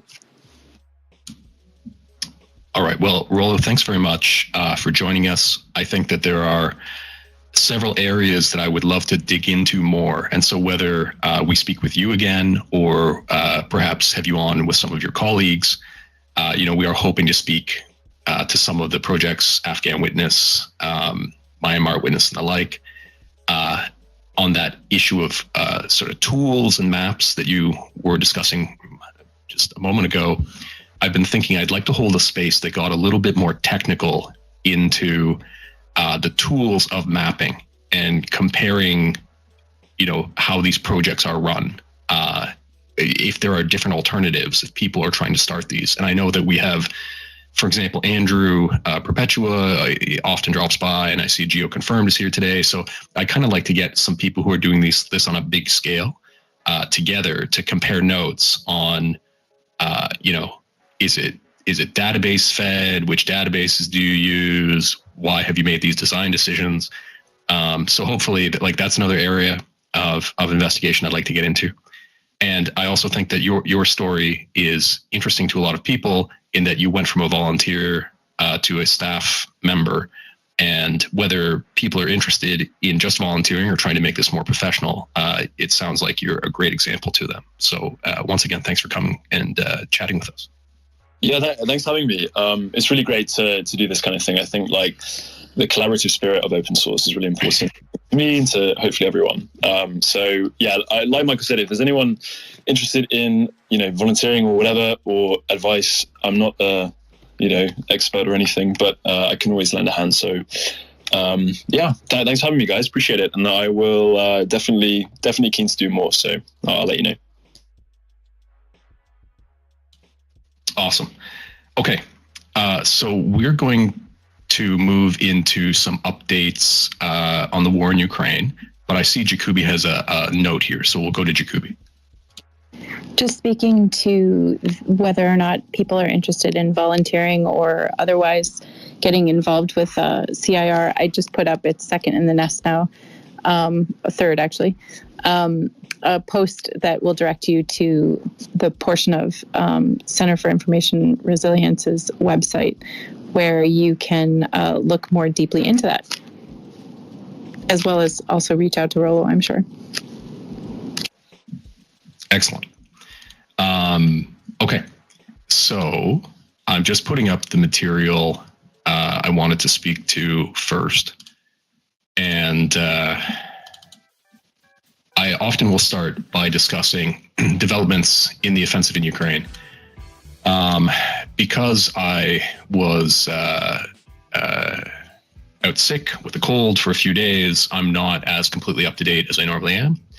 And so if there were, what I'll say in general is if there were some significant development that you think is important to discuss that I don't speak to, please do let me know. So this first section, I'm just going to call offensive related notes. These are interesting things I saw in the time available to me to peruse. My understanding from reading the usual sources, Andrew Defmon, like Andrew Perpetua, Defmon, and others who follow developments on the front line closely, is that, while there continues to be slow and steady progress, and that there were indications a few days ago Ukraine may have been trying to make more of a push, that again, there have not been any major changes of control of, places like Verbov or Novopropivka. And so I'm just going to focus on a few smaller items today. But as usual, what I will say is that if you want to stay up to date on the detailed changes along the front line, the first item I've put in the nest is the usual collection of maps from some of the better mappers. And so this includes the Institute for the Study of War, War Mapper, Andrew Perpetua, Defmon, Project Owl, Poulet Volant, GeoConfirmed, and we do have a weather update from our friend David. And of course, I do rotate maps in and out of this list. There are a handful of others that are great. I'm just space constrained in one tweet. I'll need to work in the Eyes on Russia map. But do check out those. I put up a variety of them because some of them use different sources. They'll make slightly different calls on terrain changes. Some will indicate unit positions, others don't. Some will show terrain changes, others not so much. So it's good to compare and contrast. If you want a more specific walkthrough, Andrew Perpetua does do a live stream on YouTube twice a week where he screen shares his map and then he walks through the individual changes in detail. And he does that on Tuesday nights at 8 p.m. Eastern Time, and then on Friday afternoons at 3 o'clock Eastern Time, which is a little bit earlier so that it's more reasonable for European friends to join. Thank you.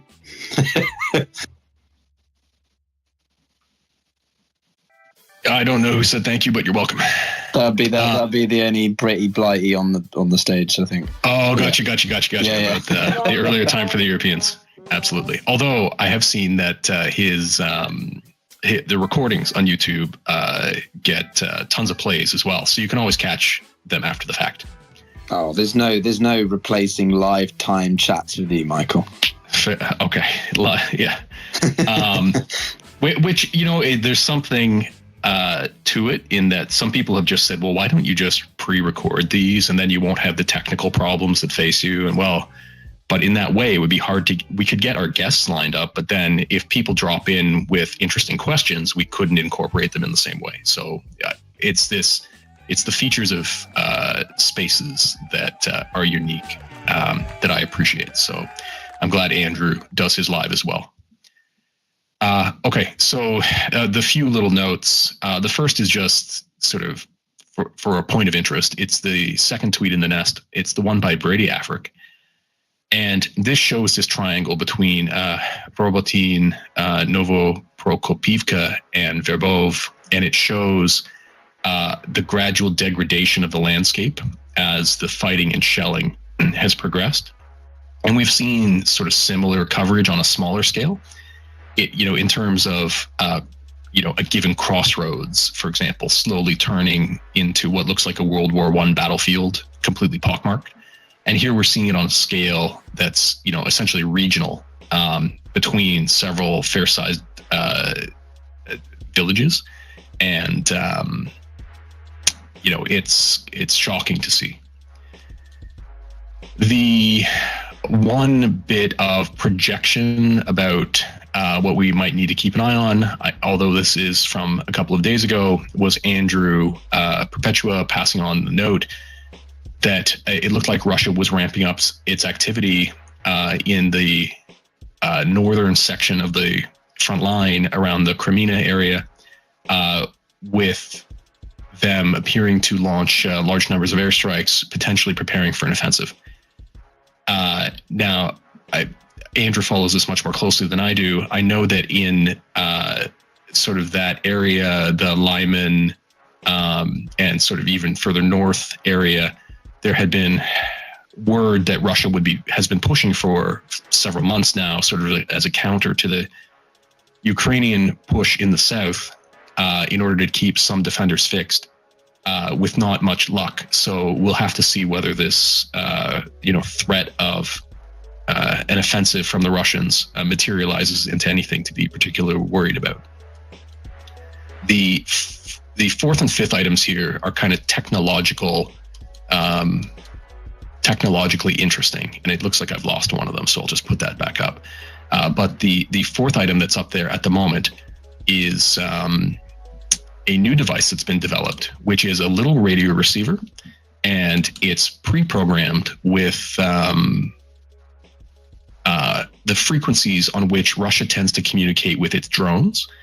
And the idea is that if this receiver can hear the signals for drone operation, then the idea is that there is a drone in the area. So even if you can't see it, whether it, potentially be an FPV drone, you may know an attack could be coming, or a recon drone, you would know that you could be under observation.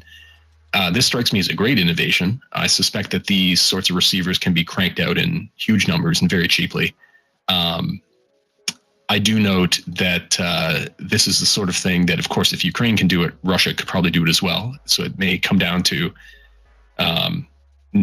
agility in manufacturing combined with the adaptability in tactics of, it's just an additional pressure on each side to be varying their control frequencies either more often or using unusual frequencies.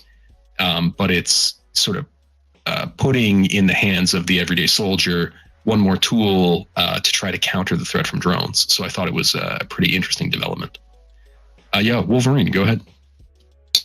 So the one thing I was going to say on that is one thing they can do, and I don't know how, what their actual capability of doing this is, our radios, we have a thing we call free copying on it.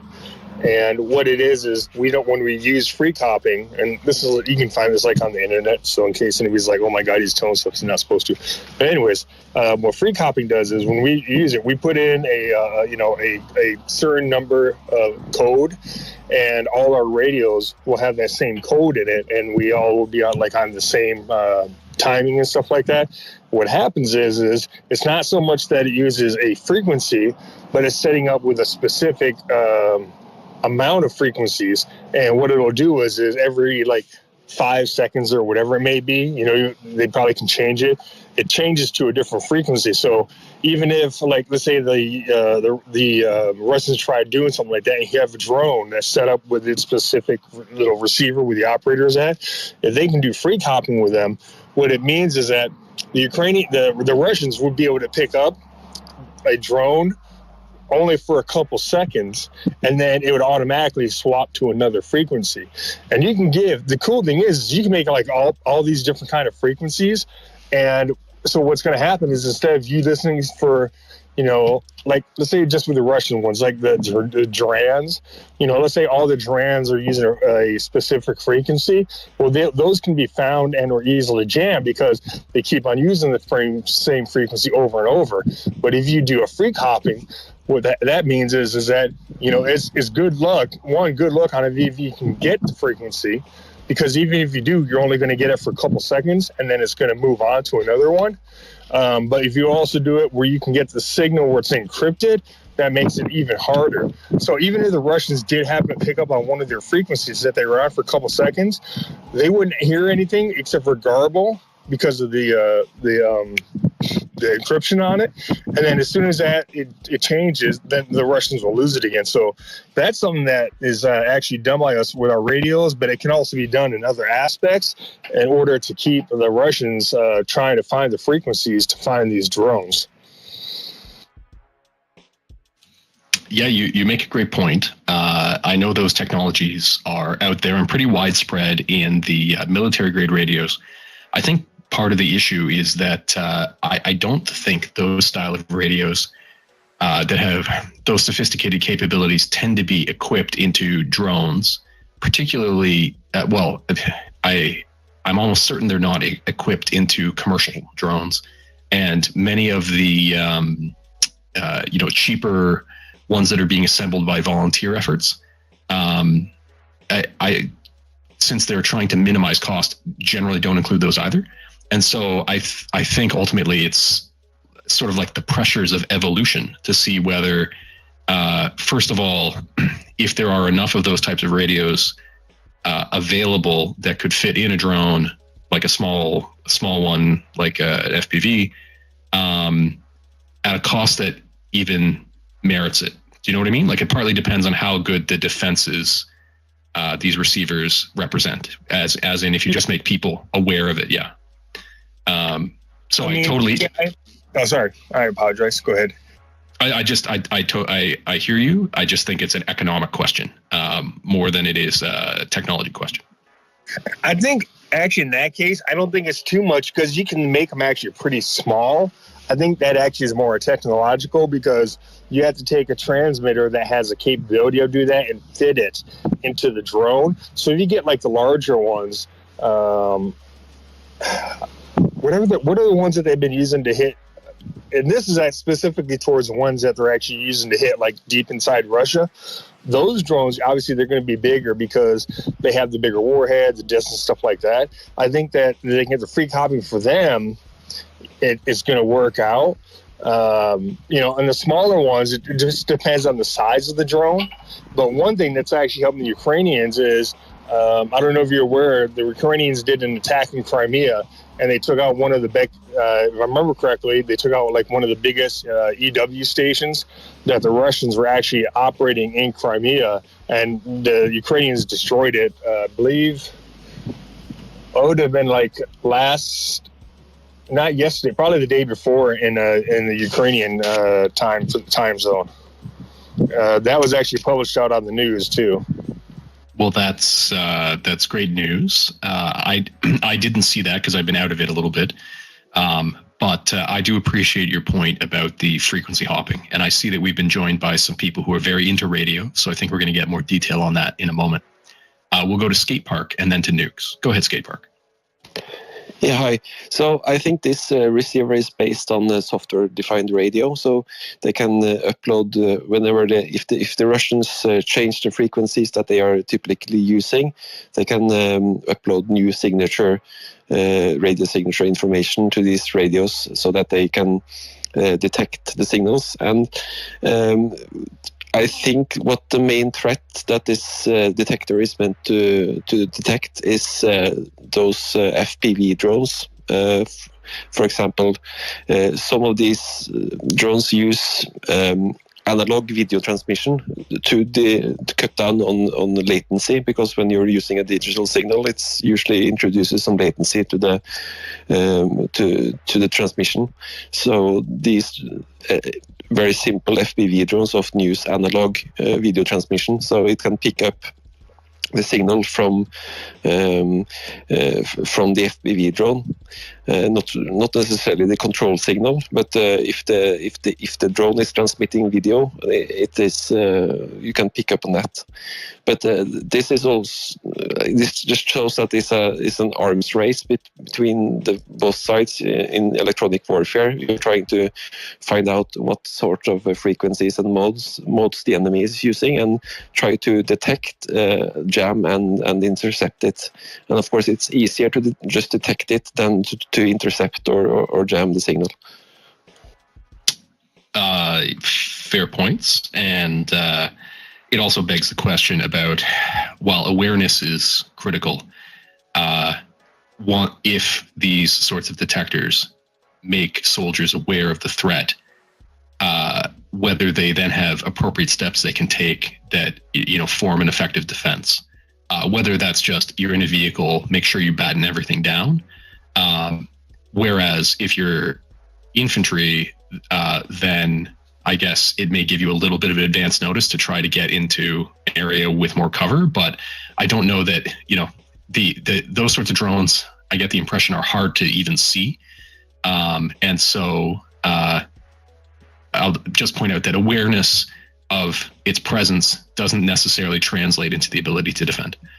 But go ahead, Nukes. So if you scroll down, and I think there was the same post you linked, I'm a little bit under the weather, I haven't dug into it, but I also just tweeted about it as well. But you'll see a video in the comments there, and also in my QT, that shows the Lancet's waveform, not frequency hopping, sitting right in the 868 megahertz band, which is a known drone communications, open. In the US, we call them ISM bands, but I don't know what they're called in Europe exactly, but essentially open public bands that are set aside for this kind of information. So it was kind of shocking to me that frequency hopping wasn't even being used on something more advanced like the Lancet. Frequency hopping's been one of those weird, contentious things during this conflict. I keep expecting to see it right around the corner, and it just doesn't show up. Part of that is probably exactly what you said, Michael. The cost, this quantity over necessarily jam resistance probably makes a lot of sense in certain situations. But for some of these deeper strikes and other things, I know there are some inklings that kind of thing is going on, but nothing really confirmed yet.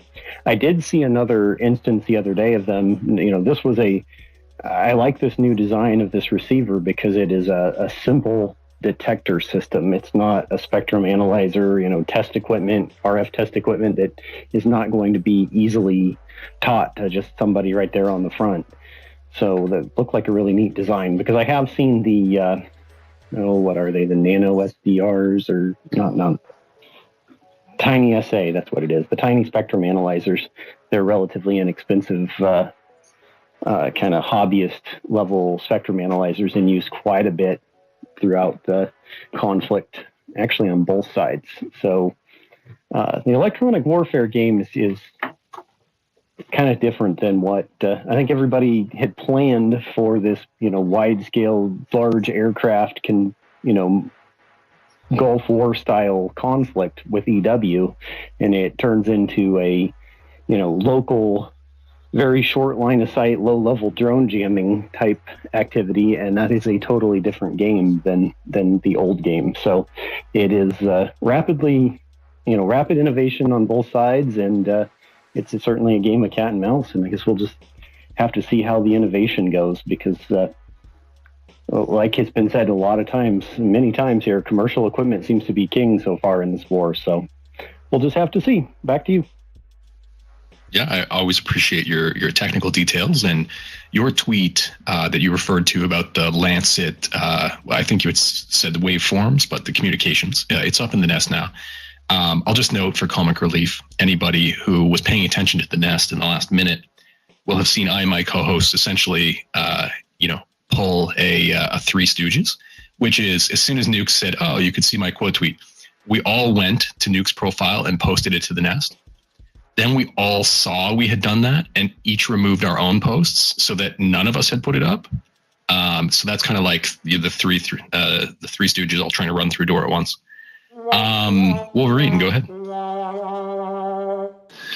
So the other side of the free copying, which the U.S. actually really got into because of being in Iraq and Afghanistan so long, is actually having jammers on the Ukrainian side, and you can set up to cover a with some of the jammers, they can actually sit there and be programmed to jam a specific range of frequencies.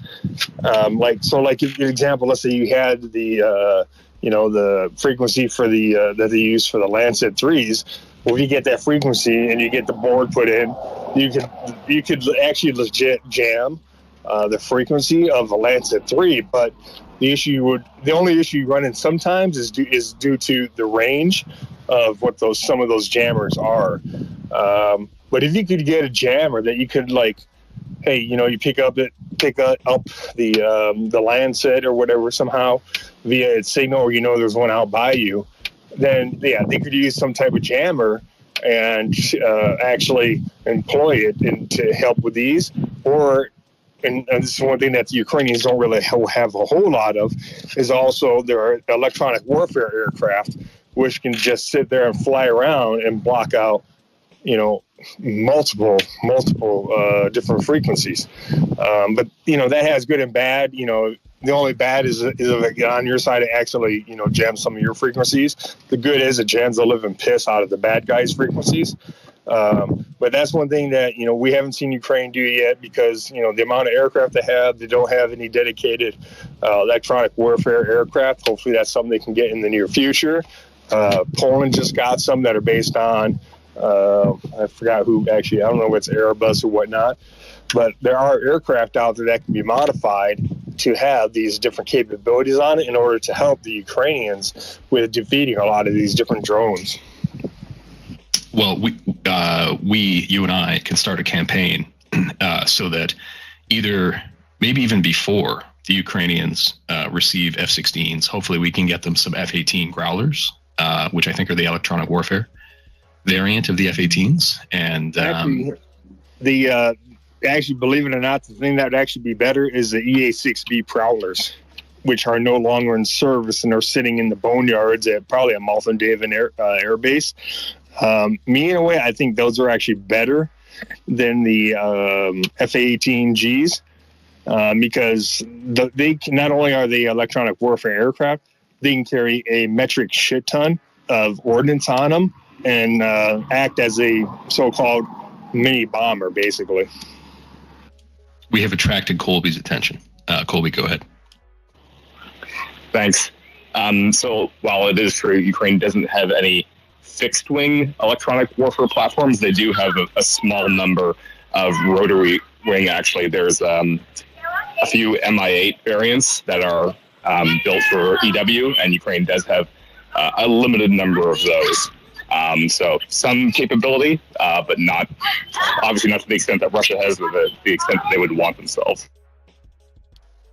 If I'm not mistaken, those might be the same expensive electronic warfare variant helicopters that Russia lost two of about a month and a half ago, 2 months ago.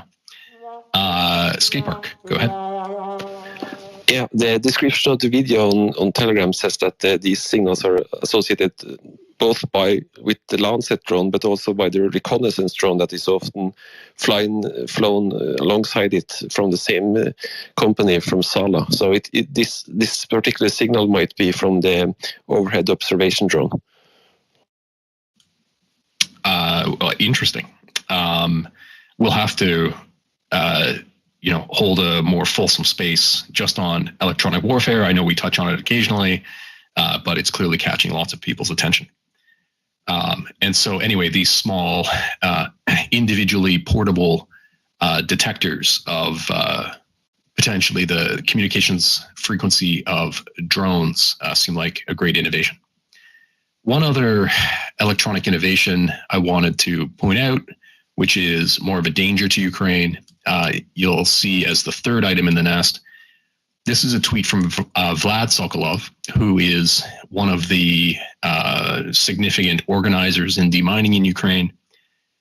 And in his thread here, he noted that it appears that occasionally Russia is now using certain mines that have, I think he suggests they're Arduino type boards in them that are being used as sort of secondary triggers, and they can be set to interface with a variety of sensors. And it's a danger to the deminers that he's working with, in that they can be set to go off based on input that doesn't require the deminer to actually be interacting with the mine, including potentially it could have a radio attached to the Arduino board that detects certain radio frequencies, and that will then trigger the mine to detonate.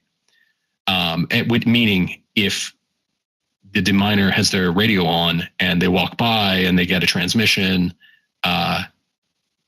at an inopportune time, it could trigger a mine. Now, I have no idea how widespread these are, but conceptually, I understood this sort of thing existed or could exist, but I don't know whether these would be custom items. To the extent that they are encountering them in Ukraine, I wonder if these are recent innovations on the battlefield, or if it's the sort of thing Russia would have made some number of in advance of the war and just have to deploy. But that generated a whole bunch of hands. I'm going to go in the order they popped up. So it was Nukes, Wolverine, and then John. Go ahead, Nukes. Yeah, I've been looking at this one since it came out, yesterday or the day before. And I think something might have been somewhat lost in translation there, but this is certainly possible. Somebody that's done a lot of Arduino development over the years, and it's a hobbyist level system, I sure wouldn't want to turn the on switch on, especially if it was something that was sensitive to radio frequency and things. There are pretty simple ways to make short range radio frequency detectors with just a couple of transistors and an Arduino. I assume that's what they're doing. I really doubt that it's got any sort of advanced receiver SDR type setup going on or anything like that, especially since, even Arduinos are fairly low CPU power devices. They don't provide a lot of processing power to do anything real complicated. So it makes sense. It's just, if anything, the fact that it's being done with Arduino boards feels like a more desperate situation or a field development, something that's more of a happening, either by a support group or by, some unit up front versus a large scale thing, just because maybe it's got some kind of delay or something on it. But, that anybody that's written Arduino code knows that everything's great, it works fine, and then all of a sudden it does something that you don't want it to do, and that's not necessarily what you want in this kind of situation. So, yeah, I need to find out more about it, but it is interesting, and I'm keeping an eye on it. Well, it's the sort of thing where you never know. I think Vlad has occasionally responded to DMs in the past. So if you are curious to learn a little bit more, to get some insight into how it may be implemented, shoot him a message. You never know. He may get back to you. Wolverine, go ahead. So hopefully what I'm going to say is actually connected to this. But so we ran into IEDs, not myself personally, but where we would actually get like IEDs would be set off by our radio frequencies. Now, a lot of it was vehicles, but the Marine Corps and maybe the Army, I can't remember if the Army did it or not, they actually came out with a man-pack portable jammer system that could actually, while you're sitting along there and you're going out there and finding mines, it would actually jam the signal of the mines and right there be portable right on the back of another soldier. I think it came out later in OIF, but I believe that it did actually get used some in Afghanistan. And that's a system that would help with the deminers because, if you got a guy who has one and, you have this backpack system, let's say the range is 50 meters, which is, 150 feet or plus actually, you can have the deminer going up and doing what he needs to do. And then you have this guy who is sitting back a little bit so it doesn't get blown up, but he's also still being able to provide a electronic warfare EW coverage to making sure that the mine does not get set off. So that's something that it came out, and I don't remember whatever happened with the program, but I don't remember how much I know it got used in Afghanistan a little bit, but I don't know the extent of it, and then I don't know what actually happened to the systems that the U.S. had in their inventory. Well, that's interesting. That'll probably inspire somebody here in the space to go and do some digging into it. John, go ahead. Yeah, so I've done, I guess, a little bit previously, just some surface level research into various Russians using both mine-related and non-mine-related anti-handling devices and some such. I'm not aware of such a device existing in Russian service prior to the invasion. Again, granted, my research was fairly surface level, so mainly just consulting some manuals on it. But if it does exist, it's not something that was widely in service. So I suspect very strongly that this was some sort of custom device rigged up after the invasion began. Right, and then the question would be, how widespread is it? Or occasionally we'll see some of the mining channels will show the ways that various mines are double fused, with one mine beneath another. So if you disarm one and then remove it, it triggers the one beneath that may not have been observed.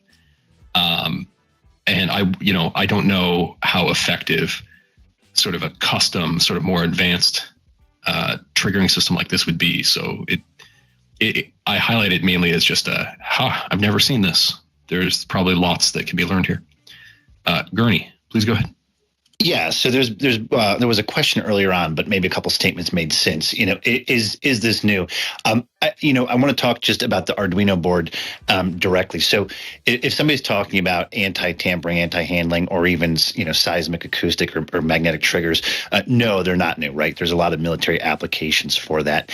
And most of those you're going to see in an analog format, just because in terms of whatever the specified trigger is, it can be more power efficient. So you have to think to yourself, look, where is this being used? If this is being used in a minefield, it's going to need a power supply.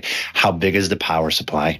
How concealable is it, right? Are you talking a car battery here to supply an Arduino board? Because the Arduino board is digital, right?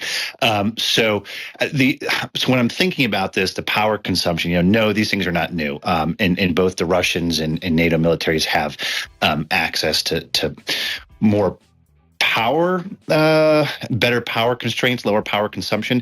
So when I think about it and I say, well, what advantage does the Arduino board do? Well, one, access, availability. But really, right, it could be taking an analog sensor, but turning it into, a digital signal. So that's where you're introducing some of that inefficiency.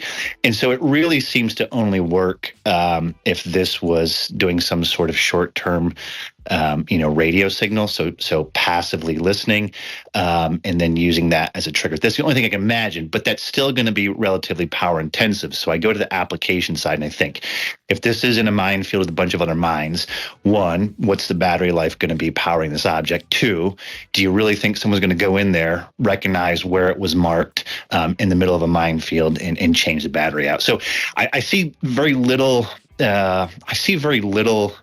Not risk from this. Sure, it's eye-catching and it's novel and it probably has a particular purpose, but it's probably going to be limited in terms of its power constraints. Because if you had something, look, we've seen those off-route mines that crushes a fiber optic tube, right? That doesn't. It could be in digital format. I would assume that it's actually just a fully analog circuit. Some of those German off-route mines, I don't know in particular, right? But when the actual signal is given, there was really no passive listening required, right? It just completes the circuit or breaks the circuit. But anyways, something like that can last much longer in duration, but still has a shelf life, right? Like a lot of anti-tampering devices on mines, and a lot of if it's a Western military has some sort of possible deadline on it, where after a certain number of time it'll self-destruct. But anyways, so I saw this, and I think we have more questions than we have answers. And I see Radio put his hand hand up. But I would say that the major limitations of this are its power consumption. So, look, I'm sure it's being used to some capacity. I don't know what degree it would be effective. We'll just have to reach out to get Vlad on as a guest, and then we can ask these questions directly. I do wonder, given all those limitations, whether it might be the sort of thing that would be deployed more as a booby trap in, positions being retreated from where they would be indoors, and or you could have a battery or a power supply that was more significant. Nukes, go ahead. Yeah, I just want to say 100% agree with that assessment. That using an Arduino board in this case works. If people aren't familiar with Arduino, the best thing I can relate it to is electronics Lego. So,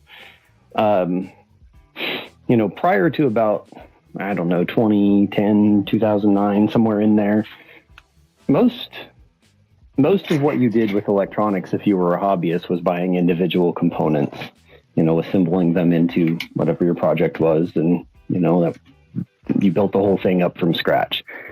And then after that, kind of a big boom happened. It changed. Arduino was really the big shaker. There was a thing called a PIC before that was real popular, but Arduino really pushed it. So they took a little microcontroller board, which is essentially a little tiny computer. It doesn't run an operating system or anything. They made it programmable in a sort of a hacked C language that is pretty easy to write stuff in. And, they put their whole library repository online, and it's very accessible to anyone. It's very intuitive. There are hundreds of thousands of tutorials out there about it. But it's great. It's a great prototype device. It's a great one-off device. But if you were going to build this kind of system for a actual military, spec device that isn't going to, that you feel is safe enough to actually have your troops use, Arduino is not what you're going to use in that situation. It's got a bunch of drawbacks, power, all of that stuff. But, you could achieve radio detection in a much simpler manner. So it seems to me like, it feels like this is just going to be kind of informed speculation that, like everybody else said, this seems more like a frontline booby trap, something that could be maintained, the battery topped off, or maybe had a solar panel or something hidden, not something that would defeat actual mine clearing, and whatnot. It feels more like a booby trap. And, if this was deployed on a large scale and it would set off via RF energy, well, there's a quick fix for your whole minefield then, because that's an easy thing to do. You could roll a radar or an EW system or some purpose-built transmitter up next to your field and detonate everything. So I feel like it's more of a one-off, but time will tell. Yeah, we'll just have to ask a little bit more. It's probably one of those things where it's been seen twice, and it's just intriguing, but it's not significant. But anyway, we will see if we can get some answers.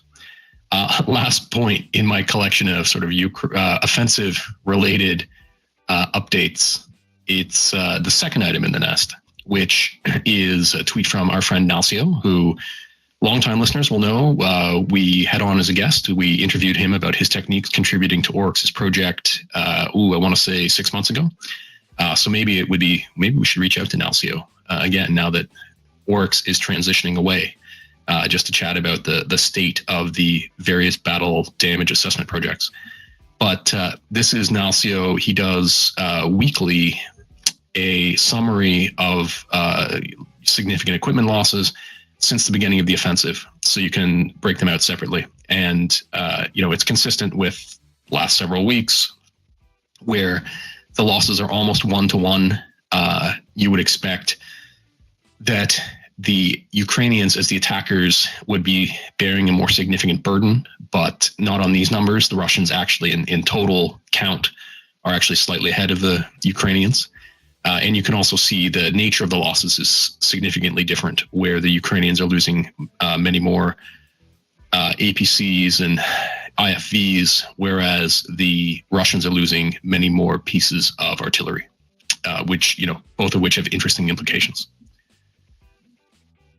Okay, I'll move on. The next two sections I wanted to talk about are the implications of politics in the last couple of days on U.S. aid. Then we'll get into some updates on developments in the Black Sea, and then we'll see how we're doing. I had suggested we might be 3, but I can tell we're probably going to. Michael just needs adjustment. So I'll just take a second to, I'll go to Piotr's hand in 1 second. But if you are liking what you're hearing and you want to share the space with your people who follow where you like to listen, please do retweet the space using the button on the lower right. And if you have any comment or questions that you want to bring up to any of the speakers, please just request the mic and we'll try and get you up. Go ahead, Piotr. Yeah, I thought since Michael mentioned the political, I don't know how many of you are aware, it's not groundbreaking, but it's still relevant because of the broader relationship between the four countries in the Visegrad. But it was the Slovakian parliamentary election yesterday, which unfortunately the party that seems to have won the slim majority pro-Russian. So if people were interested, I could give a quick, synopsis of that later or whenever, is appropriate. But it could potentially see this pro-Russian, or at least not pro-Ukraine entity sort of jumping on the bandwagon of Hungary, that sort of thing that we've been seeing obstacles, obstructions from. So I just wanted to bring that to people's attention in case they're interested.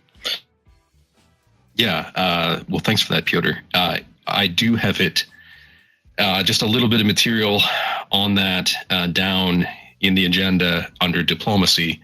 And we may have time to get to it, but I'm not sure. I am hoping to discuss the U.S. politics first, and we'll go from there. But I'm just putting these last notes up. So there was much more controversy around this. There would have been more to discuss on Thursday night, for example, when we were still in the depths of uncertainty. But a lot of it has been resolved now. I mentioned I had been under the weather, but I still spent a little bit of time with C-SPAN on in the background, cursing congressional leadership for delaying their press conferences and or, holding things out to the last minute and not just resolving it in a more straightforward way. But we have reached a bit more clarity. So if you have a look at the first item in the nest, I believe it was just on Friday night that a continuing resolution was passed.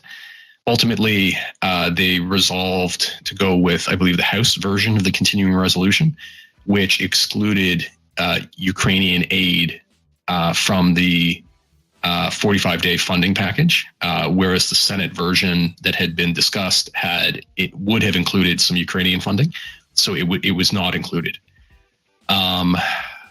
This means that in 45 days, sometime in late November, at the latest, the Congress will have to come back and sort it out, either another continuing resolution or have reached some final decisions.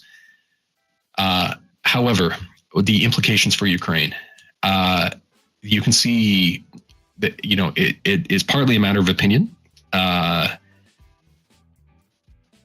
in terms of what's going to happen next, which we'll get to in a moment. But in terms of the impact of the way things have unfolded versus a shutdown are fairly clear. So from the second item in the nest, you can see Colby here is talking about how if a shutdown had occurred, then there's a significant amount of contracting and spending that had already been allocated under various programs, USAI and the like. So we're not talking about authority. We're talking about amounts that, authority was granted and then decisions were taken to make use of the authority, and it's in process. But if a shutdown had occurred, that process would have stopped. And the amount of aid that was being contemplated in the Senate version was $1.5 billion, but way more is in process and would have been stopped.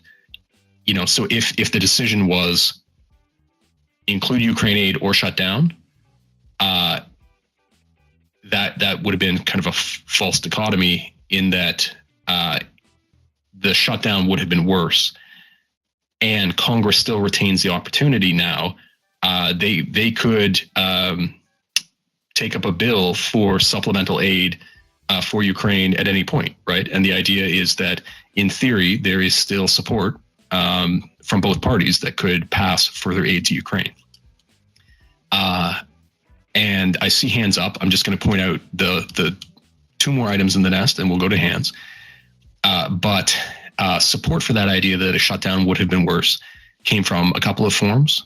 So the third item in the nest, you can see this is a letter from the Undersecretary of Defense highlighting the ways in which a shutdown would be harmful, including to the programs in support of Ukraine. What I will say is it's a tweet from Jay in Kiev. Don't worry about his covering text. That's not why I included it. It's because his was one of the few tweets I found that actually had the text of the letter. His covering, I don't know, I agree with. But anyway, you can read the letter there. And then the fourth item in the nest is with regard to a claim that was going around here on Twitter that as a result of this decision to proceed in this way, that the roughly $5 billion in presidential drawdown authority, which we've discussed previously, where a year ago they explicitly reauthorized it. This year it has come out that they said they have provided some congressional notifications that are necessary in order to allow that drawdown authority to be executed across different fiscal years. That's still where things stand, in that the continuing resolution had no language in regard to presidential drawdown authority, so it would not have changed it at all. Even if there's some uncertainty that still remains about the ability to draw on it across years, what happened in the last few days doesn't alter that at all. So I'll go to John and then to Wolverine. Go ahead, John. Yeah, just a couple of things to add some context here. I don't think people have really grasped the impact and the ramifications of what a government shutdown would mean. Obviously, Colby's highlighted the impact on USAI contracting actions that potentially all grinds to a halt. But more significantly, during a shutdown, especially in this case where the defense appropriations bill has not been passed, the DoD is not funded, all non-essential personnel whose salaries are funded through annual appropriations, they are furloughed. They do not work. Those who are considered essential work with no pay. In total, that's about 20% who are essential and working without pay, about 40% who are furloughed, then about the remaining 40% who are working and paid because their salaries are through non-annual appropriations.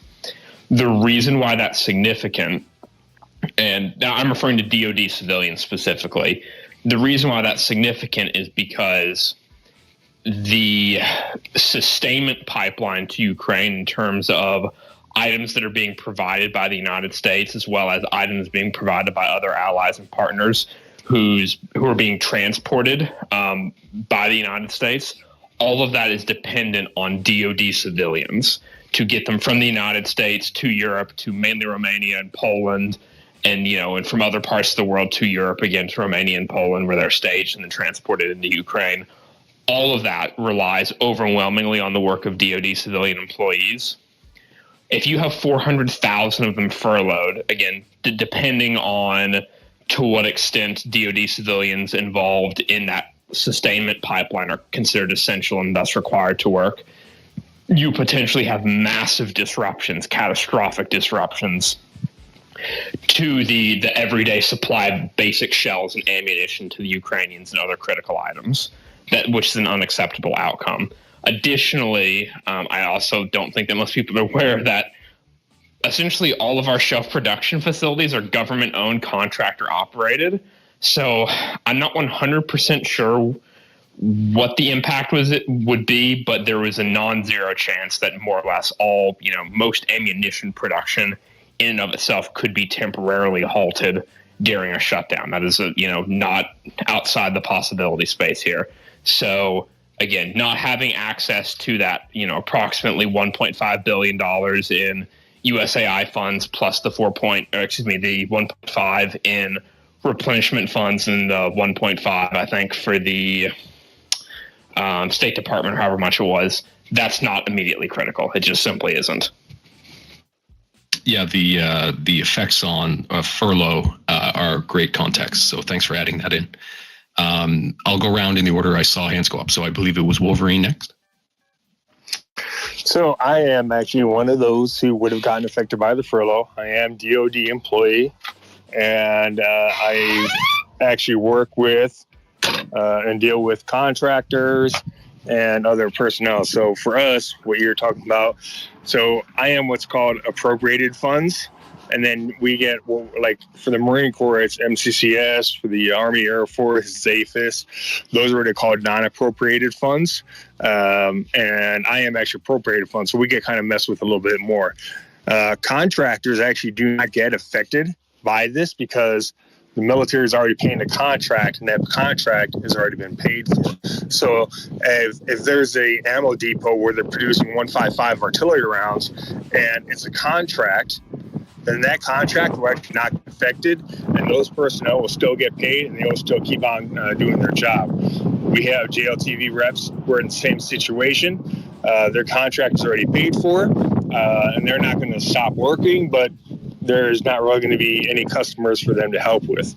So as far as a DoD employee goes, for us, it's every time this comes about, it's like a jerking around situation, and it's literally to the point where we don't care what they're going to say. It's like, hey, just furlough us. We get a free vacation. We get 5-10 days off, whatever, and then we potentially, and most of the time, do get paid back. But we just get jerked around on it so much. We don't know what's going on sometimes. Like yesterday, when they finally came out with a budget for the 45-day thing, literally it came out, I think, 2 hours before the deadline, maybe 3 hours.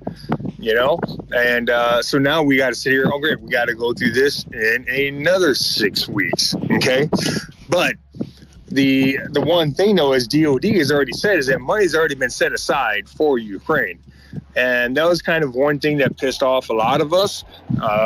Not only myself, because not only am I a DoD employee, I'm also a veteran. But where I work at, probably 95% of the people that I work with are either veterans or they had a spouse who was veteran or something like that, and they know we've gone through this before. So the biggest thing is like we hate it because they use 1 point for the whole budget. So in this case, it's the Ukraine for how much they're going to give them, right? Our theory, a lot of us is like, hey, you know what?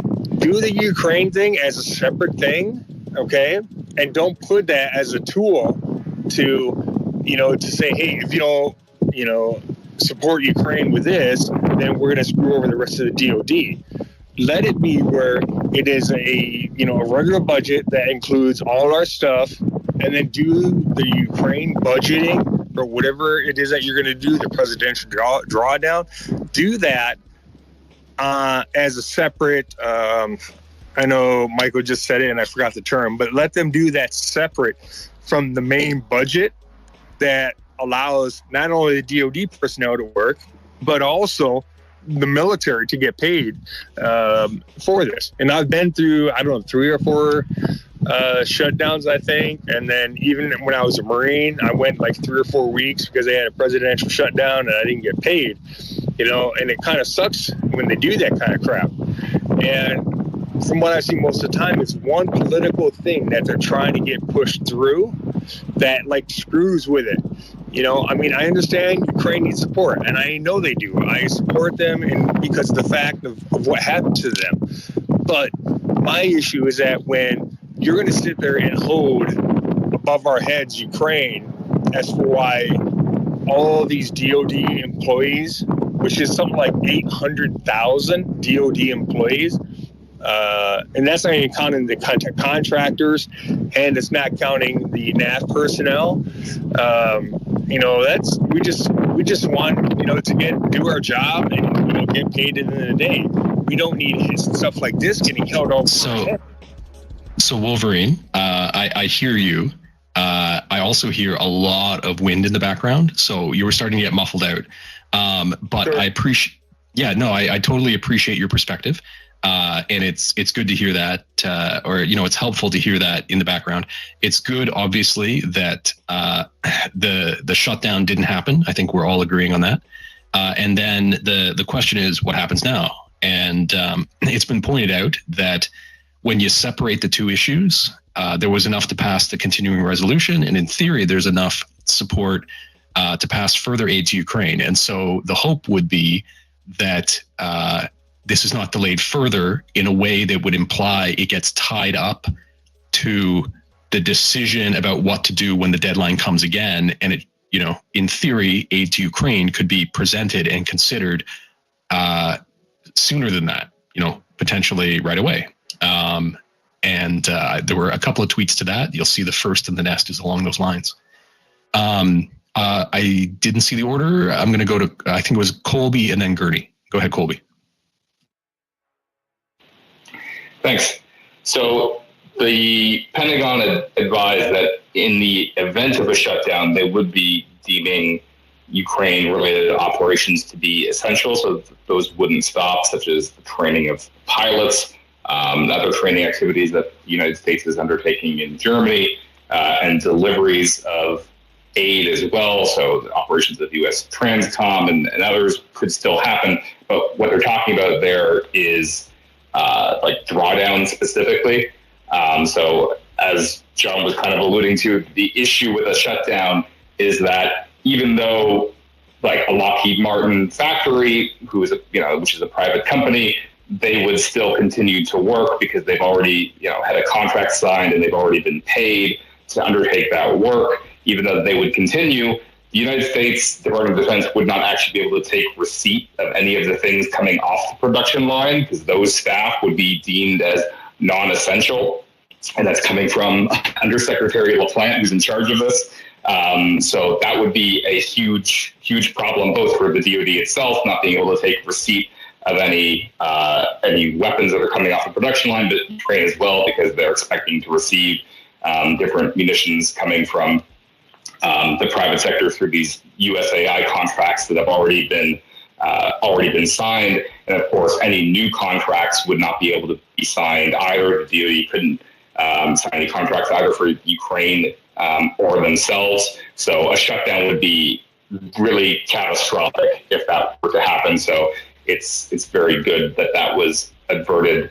The impacts both to American national security and Ukraine are just astronomically worse than the fact that there's no small amount of Ukraine appropriations in the CR, which is what the Senate CR had on offer. It just had $1.5 billion of new USAI funding, which, contrary to what the DoD Comptroller's Office was saying, is most definitely not important that they get that new authority right now, because they're currently sitting on $9.3 billion that they have explicitly promised to Ukraine and said, these are the systems that we're going to give you, but they just haven't even signed contracts for that yet. So that would be job number one for them to sign those contracts before they come begging for new authority or new appropriations, which they wouldn't use right away anyway.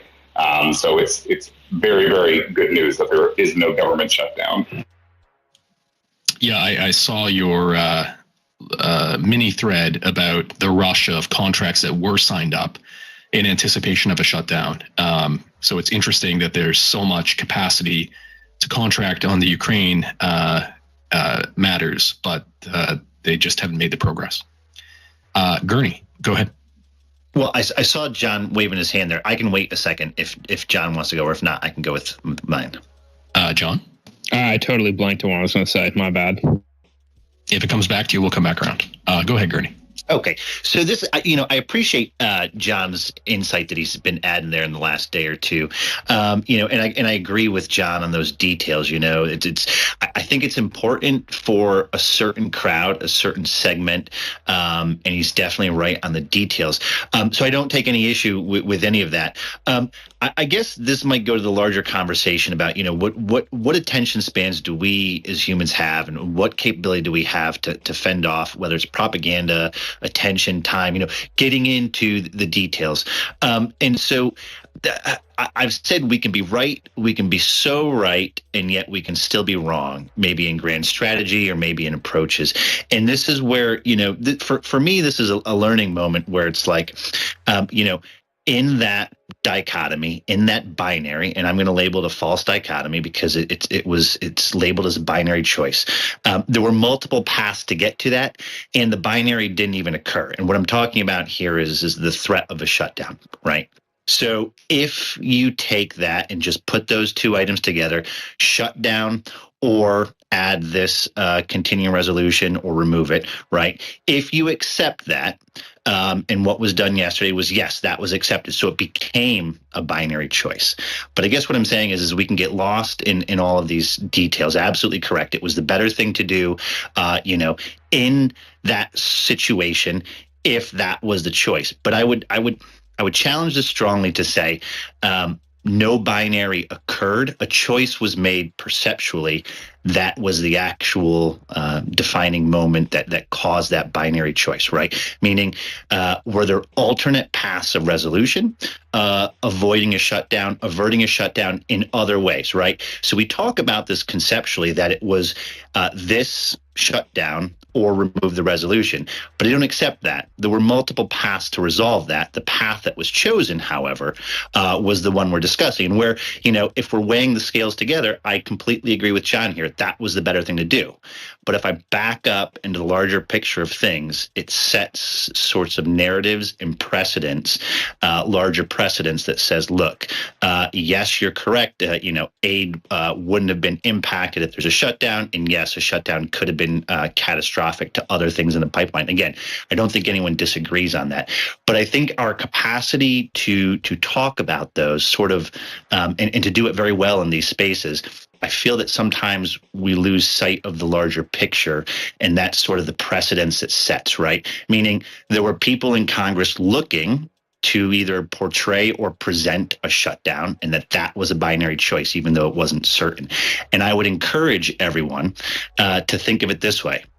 Up until the last minute, you can lobby anyone in your government to say, I don't accept a shutdown.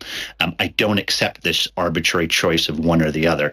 There's other ways to solve this. I don't want you to shut down, and I also want you to find a way to fund Ukraine. So again, I got to agree with John here, and I appreciate him adding context, walking people sort of off the ledge, because a lot of people, reacted emotionally to this. But I would say that's the point of it, right?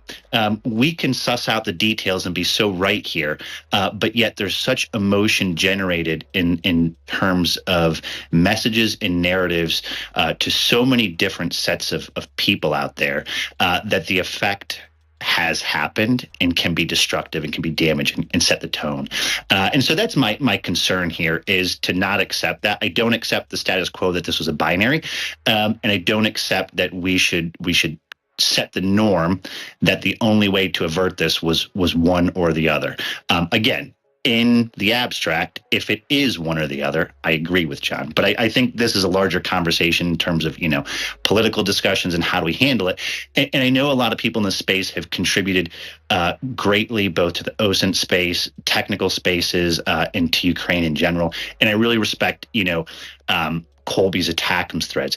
But we get very emotional, and it can turn people off if they read, something that says, you can work with somebody, Undersecretary of Defense, and do a great thread, and then turn around the next day and say, go get fucked. It's not productive for Ukraine, and we all feel those normal human emotions. I just want to sort of recenter and re-anchor us to say, look, we've got to do better at being right, both about the details, but also the larger picture. Thanks.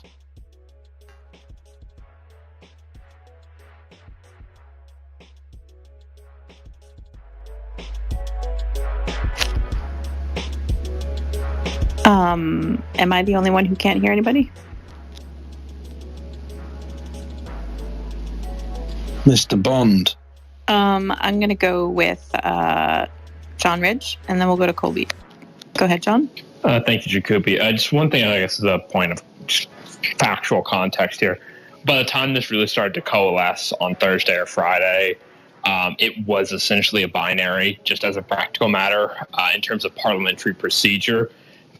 Without removing the aid from the continuing resolution, at a minimum, there wasn't going to be unanimous consent in the Senate. So at a minimum, there would be a 24 to 48 hour shutdown at a minimum, potentially longer if the House had to do a discharge petition. So again, if you go further back, perhaps, yes, this may not have been a binary, but again, by Thursday, Friday, just in terms of parliamentary procedure, if the goal was to avoid any shutdown, then yes, it just was a binary from a practical standpoint. Colby, go ahead. Oh, John beat me to it. I mean, that's exactly right. The choice was either the Senate CR or the House CR. Those were the options that were on the table. That so it wasn't effectively a binary. Those were the only options that Congress had to proceed, and the Senate CR would have involved shutting down the government at least for a few days, and that even a short shutdown would not be good. So the House CR was the better option in the grand scheme of things once we got to that point. I hear you. And I think we've explored that argument pretty clearly. I also hear Gurney in that, it reveals some underlying dysfunction, which, I am not a U.S. citizen, but if you are a U.S. citizen, you don't necessarily have to accept. I'm going to go to Jacoby as co-host, and then we'll go to Wolverine. Then I hope we'll get through maybe one more block of material, but we'll figure out what that is. Go ahead, Jacoby. Just very quickly, I would also just draw people's attention to the fact that it is not uncommon for these appropriations processes in Congress to be displays of brinkmanship and, to get what you want, to push and pull.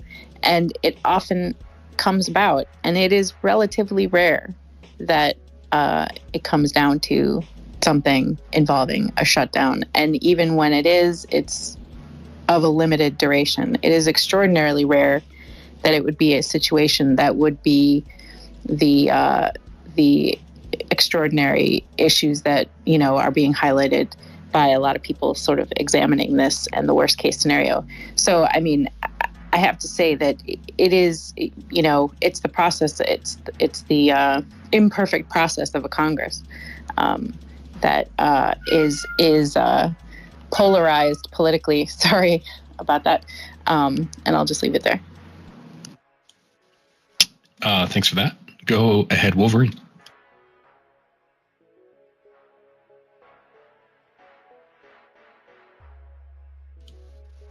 Wolverine, if you're with us, you may have to unmute. I'm going to take it. I can't hear Michael, so I'm going to drop out and come back real quick. Okay. He correctly, I guess that must have been the problem. We'll bring him up in a moment. Go ahead, Jane, in the meantime. Thank you very much. Interesting conversation, and it has been an interesting week to see this all come to pass.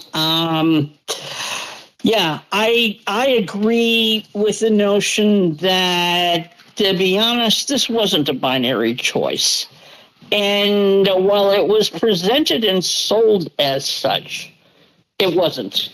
And I think that the Ukraine funding in the short term has been fell victim to this.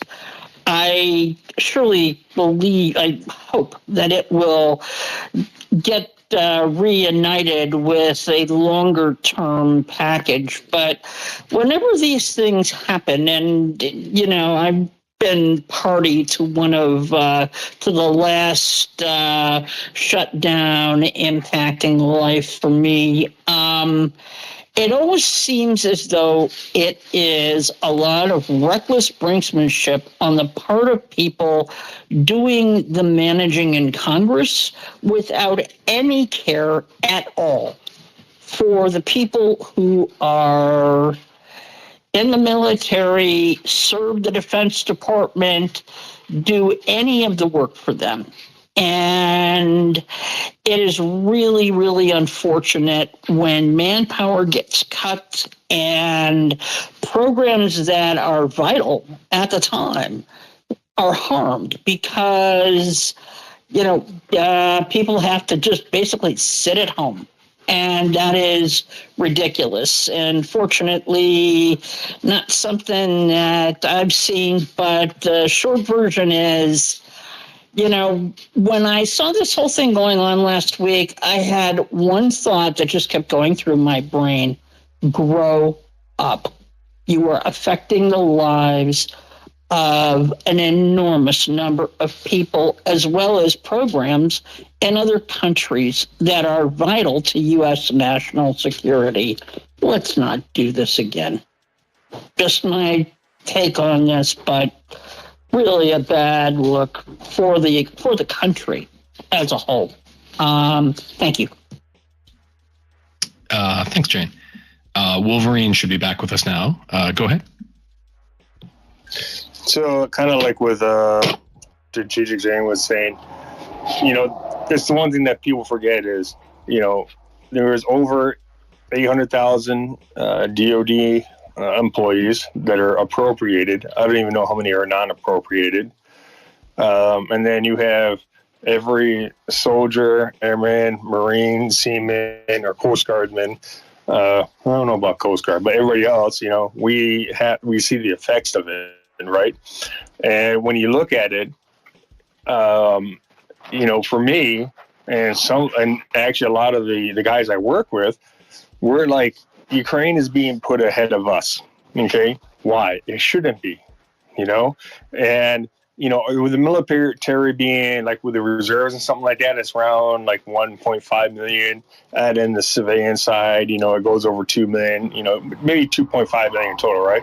But that means there are 2.5 million people who are being affected by the shutdown because of a war going on in another country that we are supporting. I am by no means whatsoever against supporting Ukraine because they're a sovereign country that was invaded by a foreign power, and they are doing the best they can to fight against that invading force. I have no problem with that. I am completely fine with that.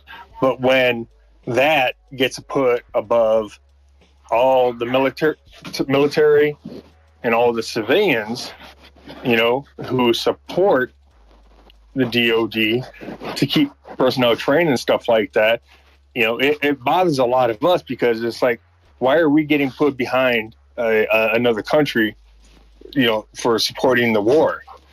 And we shouldn't be, and that's why I keep on saying is that if you're going to use Ukraine as a crutch to do whatever, well, that's wrong. But go and use something else for that. Do a different, a different congressional resolution or whatever you want to call it to get that done. Don't affect all the people out there who are supposed to sit there and support and defend our Constitution and our country against enemies, foreign and domestic. Don't do that. Don't use them as a pawn. Just pass the budget and put the Ukraine stuff as a side thing and let Congress deal that out with the DOD and others and not affect the lives of all these people. Yeah, I hear you. That was, understood when you were highlighting it before, but I suspect you may still get some DMs to go back and forth with some folks on that. I don't know if that's generated hands or we just had a couple up anyway. So we'll go to Gurney, who was waving, and then we'll go to Piotr. Yeah, and I won't belabor this to go back and forth here. I disagree with Wolverine on that, but I'll explain it just so if people are listening out there, they can understand it. It's not us or them, right? That's an indirect false choice again. And to John's comment, about the practical reality is, I agree with John, right? And to Jane's comment, I agree with her also. There were multiple paths to avoid this from becoming a practical binary. So there's agreement there. But when I talk about the larger picture, it's directly to comments made right before this here. And I enjoy listening to Wolverine throughout this process. But there's a subset of emotional anchoring that takes one binary or false binary and attaches it to others. And so I would just say supporting Ukraine is not a choice of us over them. It's not funding our government or them. It can be both.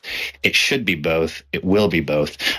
Don't accept anything less than that. And when you start to get feelings, if someone starts to say, we should come first, that's exactly the brinksmanship that was occurring in Congress was hoping to elicit in folks out there to say, yes, we should come first, then them. We've heard this propaganda over and over.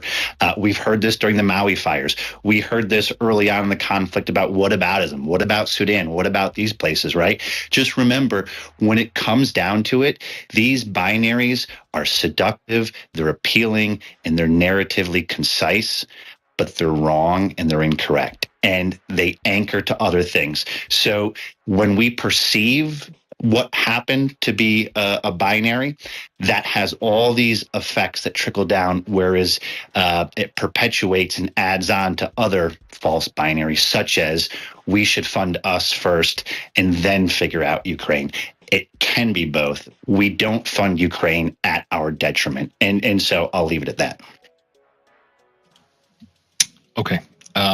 Piotr, go ahead.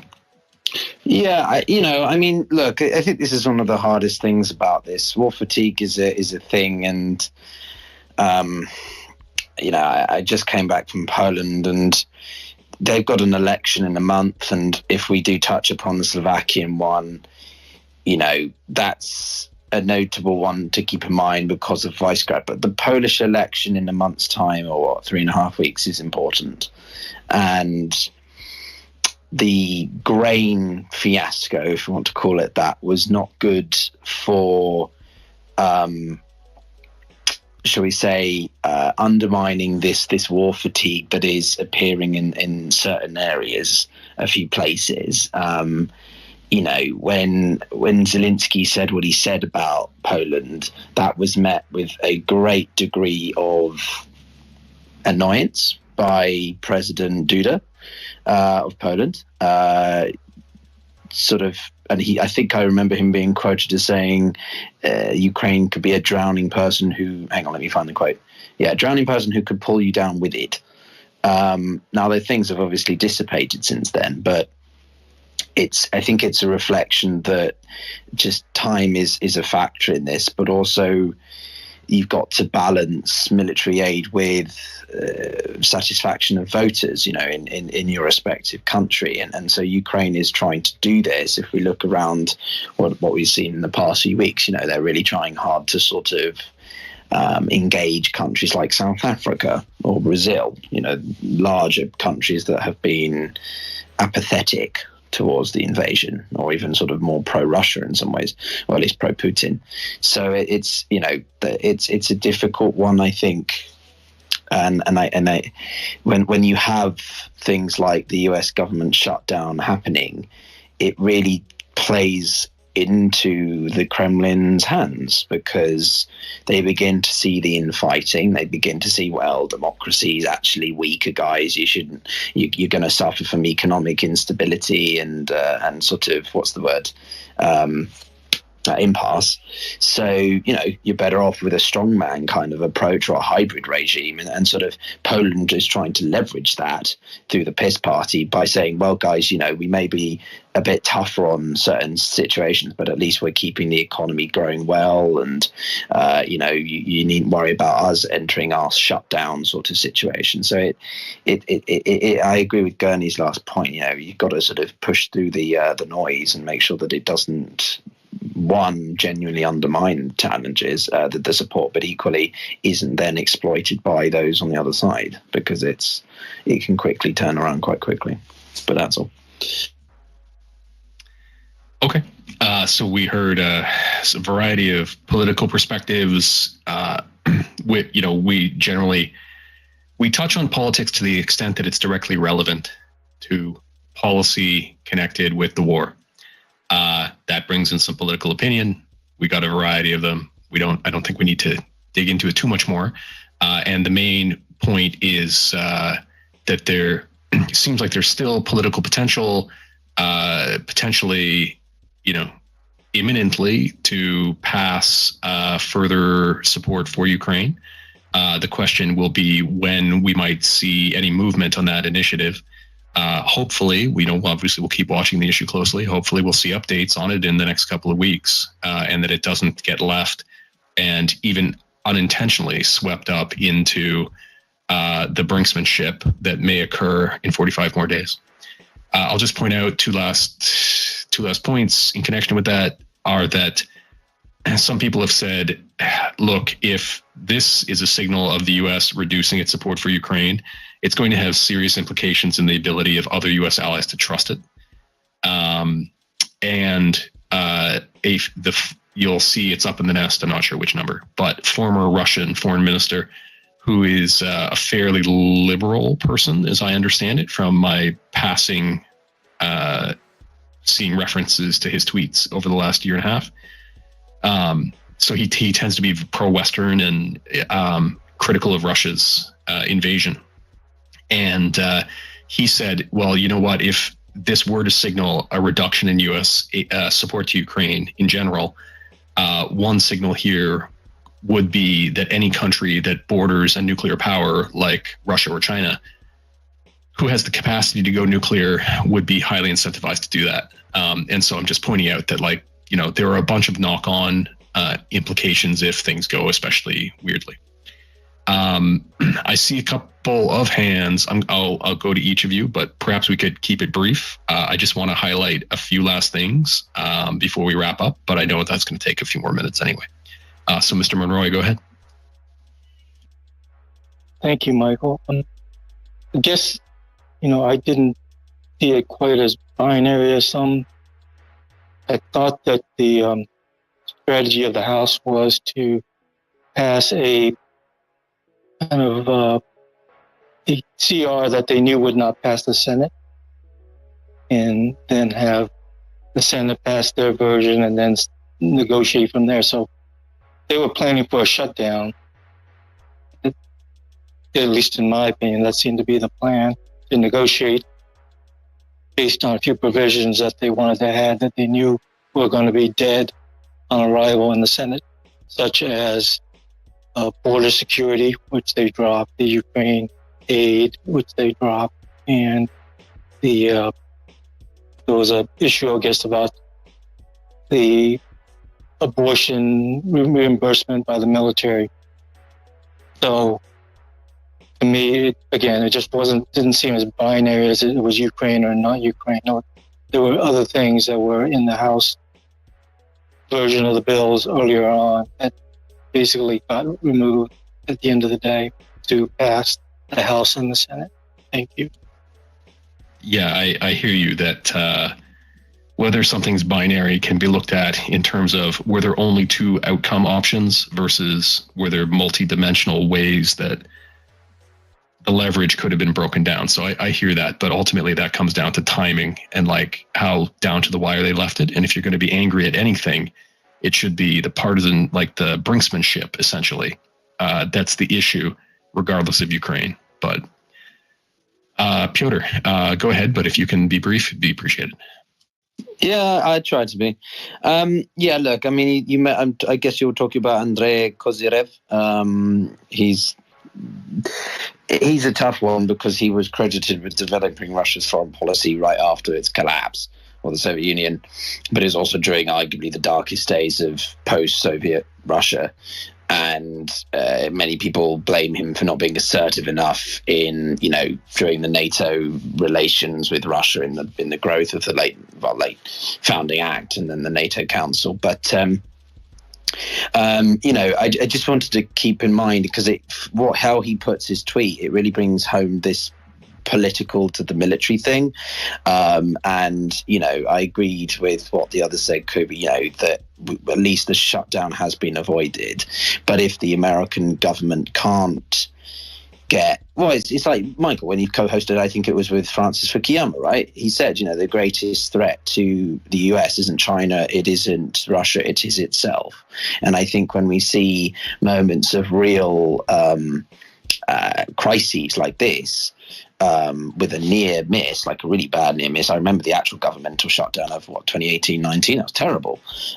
You know, that is a serious threat. So it is, and then does that breed into whether or not other countries want to proliferate through nuclear arms? I mean, Japan and South Korea are seriously considering it, but I don't know if that's purely just a reflection of the US incompetence or I don't know, infighting as much as it is just the broader world around us. Anyway, I'll end there because otherwise it could go on for ages. So I laugh a little bit when somebody says, "Oh, remember that horrible shutdown?" And then they say, "Yeah, 2018, 2019." I'm old enough, and it was in my formative getting exposed to politics period of the 95 shutdown, 94 shutdown, which lasted I was too. a long time. But yeah, I got you. Right, which I was bringing up to say, I don't know. I guess maybe I feel old now. Okay. You're a sprightly spring chicken, my friend. Don't worry about it. I appreciate that, Piotr. Okay, so I wanted to run through a couple of points before we wrap up. We're probably not going to have time to discuss developments in the Black Sea. Exit was kind enough to see the writing on the wall in terms of timing because she had prepared some material. So we will make sure to cover that in our next conversation on Thursday. So, join us then if you're able. I'm going to highlight a couple of items in Ukrainian force development, and then we'll speak to one or two diplomatic items, just because they're breaking in the last 2-3 days, and then we'll wrap. So I guess, first of all, I was remiss. I do prepare the section on, podcast material, and I meant to include this, and I forgot to include it in prepping the material. But the first item in the nest, there was another episode of the Geopolitics Decanted podcast hosted by Dmitry Alperovich. We often highlight his podcast. It's well done. And in this instance, he spoke with our friend Colby about developments at ATACMS. And, that's likely flowing from his lengthy and widely spread thread. So check out that podcast episode if you want more of a discussion. So in terms of equipment, most of these won't generate any discussion. I'll just mention them because they're the sort of thing that you might not catch. There was an agreement signed where Romania signed a deal with a Turkish company to produce 155 artillery ammunition for Ukraine. So that was good news. You can read a little bit more in that tweet. And by the way, I'm working from the second item in the nest. So I'm just working through the items in this block of material. As well, the Czech company, it's a firearms company, CZ, has agreed to license some small arms, in particular the Bren 2 assault rifle, to Ukraine, so it could be manufactured domestically, and so that's good news. The U.S.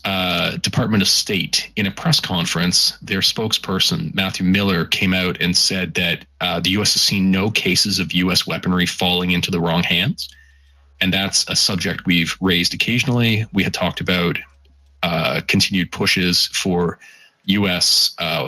monitors to be deployed. I understand there are now some in country.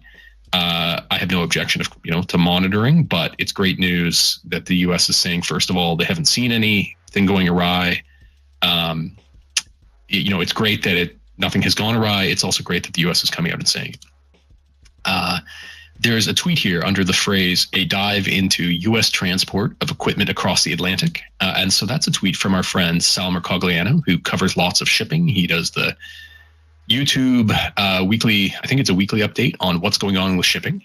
And he passed along this article from a shipping industry news outlet that has a closer look about all of the logistics involved. So that might interest you. This last item in this block, under UK training changes, there was an article that came out in the Telegraph where the new UK defense minister had come out and said that the UK would be shifting its training to Ukraine, but that there were several implications in this piece from the Telegraph that didn't appear to match up with the full context of the wording of the ministers. And so Exit's thread here speaks to that and gives you the full text of the quotes so that you have a bit more context. And I think that's important, that any change in British training would come a fair ways down the road. I do know that I think it was, I don't remember if it was Lavrov or Peskov who came out and said, angrily, well, any presence of UK troops training Ukrainians in Ukraine would make them legitimate targets. But again, if you want the deeper context, Exit provided it in that thread. Looking at the third item in the nest as a block, the first item you'll see is that Germany has provided approval for Rheinmetall to set up facilities in Ukraine itself. And this is from our friend GermanAid2Ukraine.org. And so you can see the text of the approval. If you want a little bit more detail, the second item down is an article from the Kyiv Independent that explains it a little more fully. We've covered the discussion about this over the last couple of months. Initially from claims that, Rheinmetall would be producing tanks in Ukraine. And I think that may ultimately be the goal, but initially it will primarily be repair. And I believe there are some models of APCs that they're open to looking at manufacture in Ukraine before they would begin contemplating the manufacture of tanks, which is probably much further down the road. In terms of, foreign cooperation in manufacturing, there was also a meeting between Mikhailo Fedorov, who's the deputy prime minister, and also the Minister of Digital Transformation. And he once again met with the owner of the Turkish Baykar Corporation, and they are continuing in their progress toward investing $100 million into a drone manufacturing plant in Ukraine itself. So it's nice to see that continues on track, having German manufacturers moving in, Turkish manufacturers moving in. And then sort of to cap this whole theme off is just yesterday, Ukraine held their first defense industries forum. And you can see as the last item there, it's the tweet from Umarov, who's the new Ukrainian defense minister, that 252 different companies participated from 30 countries, and that at that meeting alone, 20 different agreements or memorandums of understanding were entered into. And so I think that's great progress. I've heard it described as sort of the private version of the the name's escaping me. The name of the German base where they hold the national level talks on military aid to Ukraine. Anyway, we'll come back. Ramstein. Thank you. The private version of the Ramstein conference. And so I don't know how frequently they'll be holding these private conferences, but I think it bodes quite well. And we're seeing progress, on a number of fronts.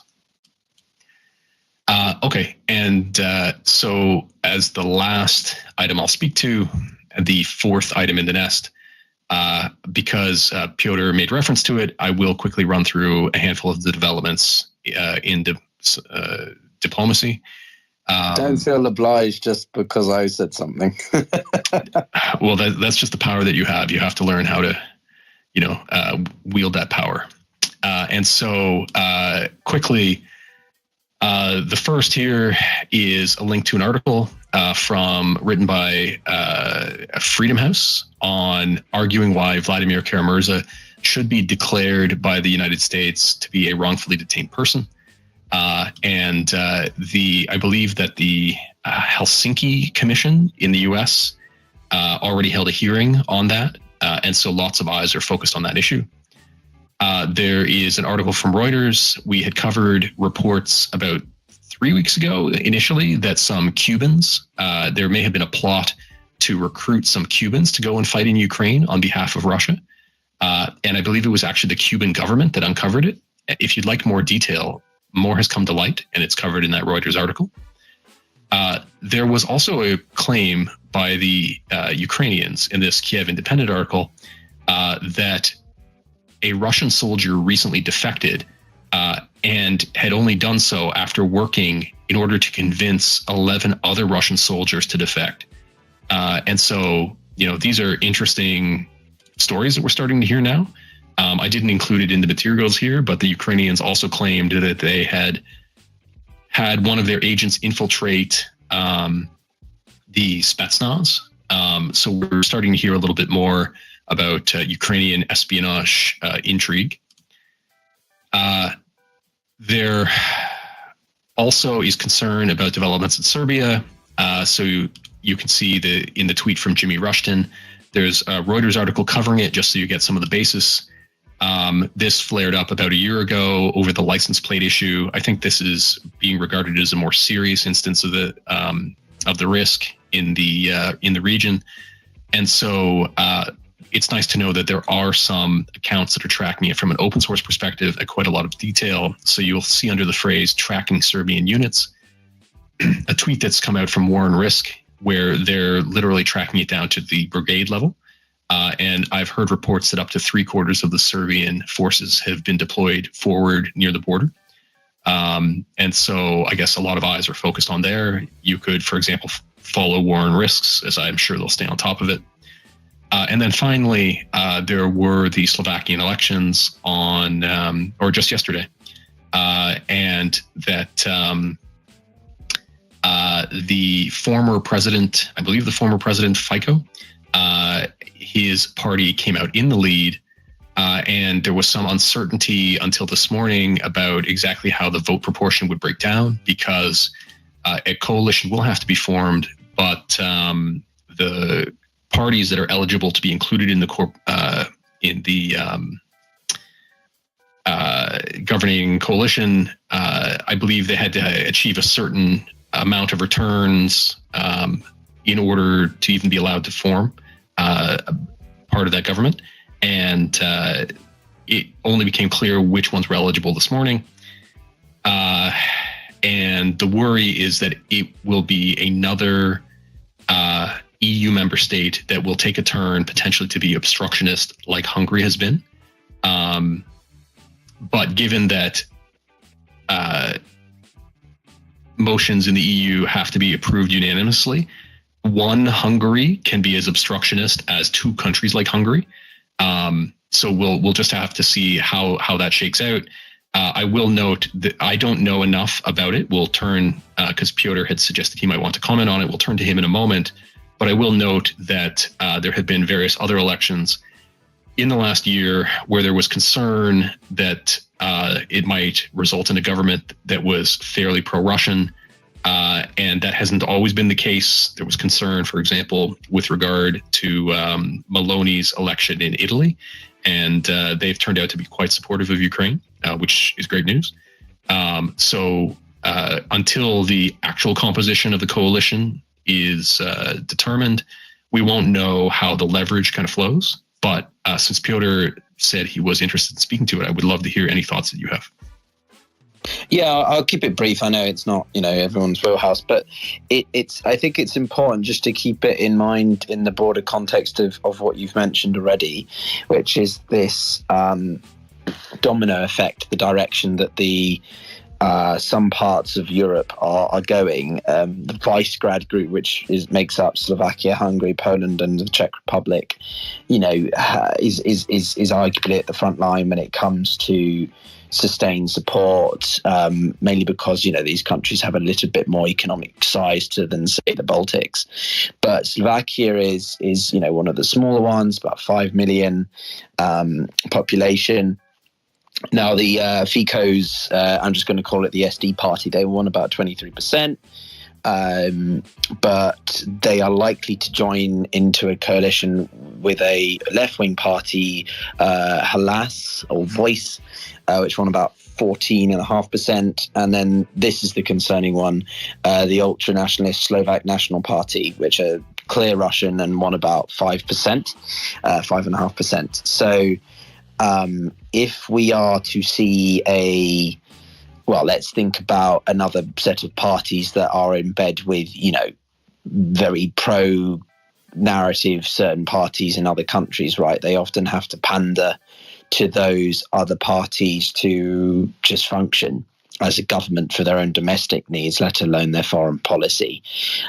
So when it comes to the EU, I mean, one block it doesn't matter how many block it's, as you said, Michael, they need complete unity. But FICO has said that Slovakia has, quote, bigger problems than the Ukraine issue, including energy prices and living costs. But he has been sort of pushing for this idea of starting peace talks. So he's more on this side of, end the war as soon as possible. Not that, goes obviously in the face of what Biden said earlier today. I'll just read you a quick quote from him. So, quote, "We are not changing that we are prepared to help Ukraine in a humanitarian way.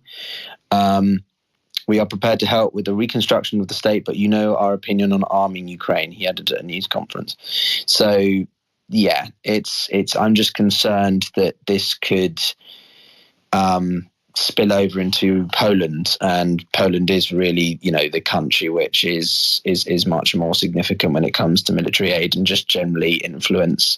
And also because it doesn't just end at the Visegrad group, it also potentially spills over into the Three Seas Initiative, this other sub-regional part of the EU, which is mainly made up of former Soviet states, and I think Greece recently joined it. So as with everything in Europe, it's not isolated to one country. It's often, can breed over into the supranational sort of thing. There's a good article on Al Jazeera I can link to people if they're interested, but I'll leave it there. Thanks. Yeah, the link, if you happen to have it, that would be great. And thanks for your analysis. I was interested to see that at that Ukrainian Defense Forum that was held yesterday, Ukrainian Defense Minister Umerov highlighted his meetings with two national ministers of defense. One was the French, and the other, interestingly, was the Slovakian Minister of Defense, which I don't think was accidental.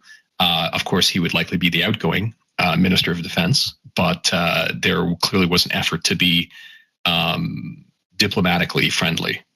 I would just add to that they sort of, I heard one, I don't know if it was him who said it, but I just looked in the Al Jazeera article and they've even said it, Viktor Orban, so the Orbanization of Slovakia, which is basically sort of that, Orban will try to become much more of a sort of figurehead, how a lot of autocrats or strongmen have looked to Putin in the past as a bit of a role model. So it's this idea that sort of is Orban being seen as a sort of Putin light for countries in Europe that want to take more of a centralized style of government, so not so liberal and a liberal democracy, and therefore they look to Orban as like, he's the perfect role model. We can roll back the judicial independence. We can make elections not so fair and free. We can ridicule political opposition and try to politicize the media.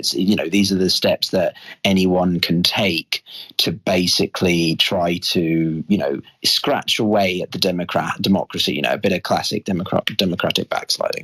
That's sort of what it seems to be from people's looking at Orban as a role model in that way. But anyway, thank you. So we will keep an eye on how the coalition building efforts shake out. We may have it may have been resolved potentially by the time that we chat next on Thursday night. If so, we'll include that in the updates, and then we'll just have to watch how they interact with the EU and with Hungary, particularly with regard to Ukrainian matters. I think that with that, I'll wrap up. And I think we had a great conversation. I know I enjoyed our talk with Rollo and all of his insight into the very interesting efforts that the Center for Information Resilience is going into, and that their model of being split into multiple different projects is very intriguing, including Sudan Witness, Afghan Witness, Myanmar Witness, and I know there's one other project I've left out. But it was interesting to hear about sort of their independent style and general openness, which is terrific. And so hopefully we'll be able to reach out to Rollo and his colleagues in the future to get greater insight into those, the more specific ways they do their work in those other countries. And so thank you to everybody for coming to listen. I am impressed. I guess maybe it's no surprise to anybody that I went over time, even though my voice is only barely holding on. I'd like to thank all of our speakers. I would encourage you to check out the profiles of our speakers. Essentially, all of them have been following the war since the beginning, generally in great detail. I think, they're worth a follow. And I'd like to thank my two co-hosts, Exit and Jacoby. Without you, it'd be very hard to hold these spaces. And so our next conversation, once again, will be Thursday night. The first item in the nest is a link where you can set your reminder for that now. And I hope that you come to join us. But until then, have a great night.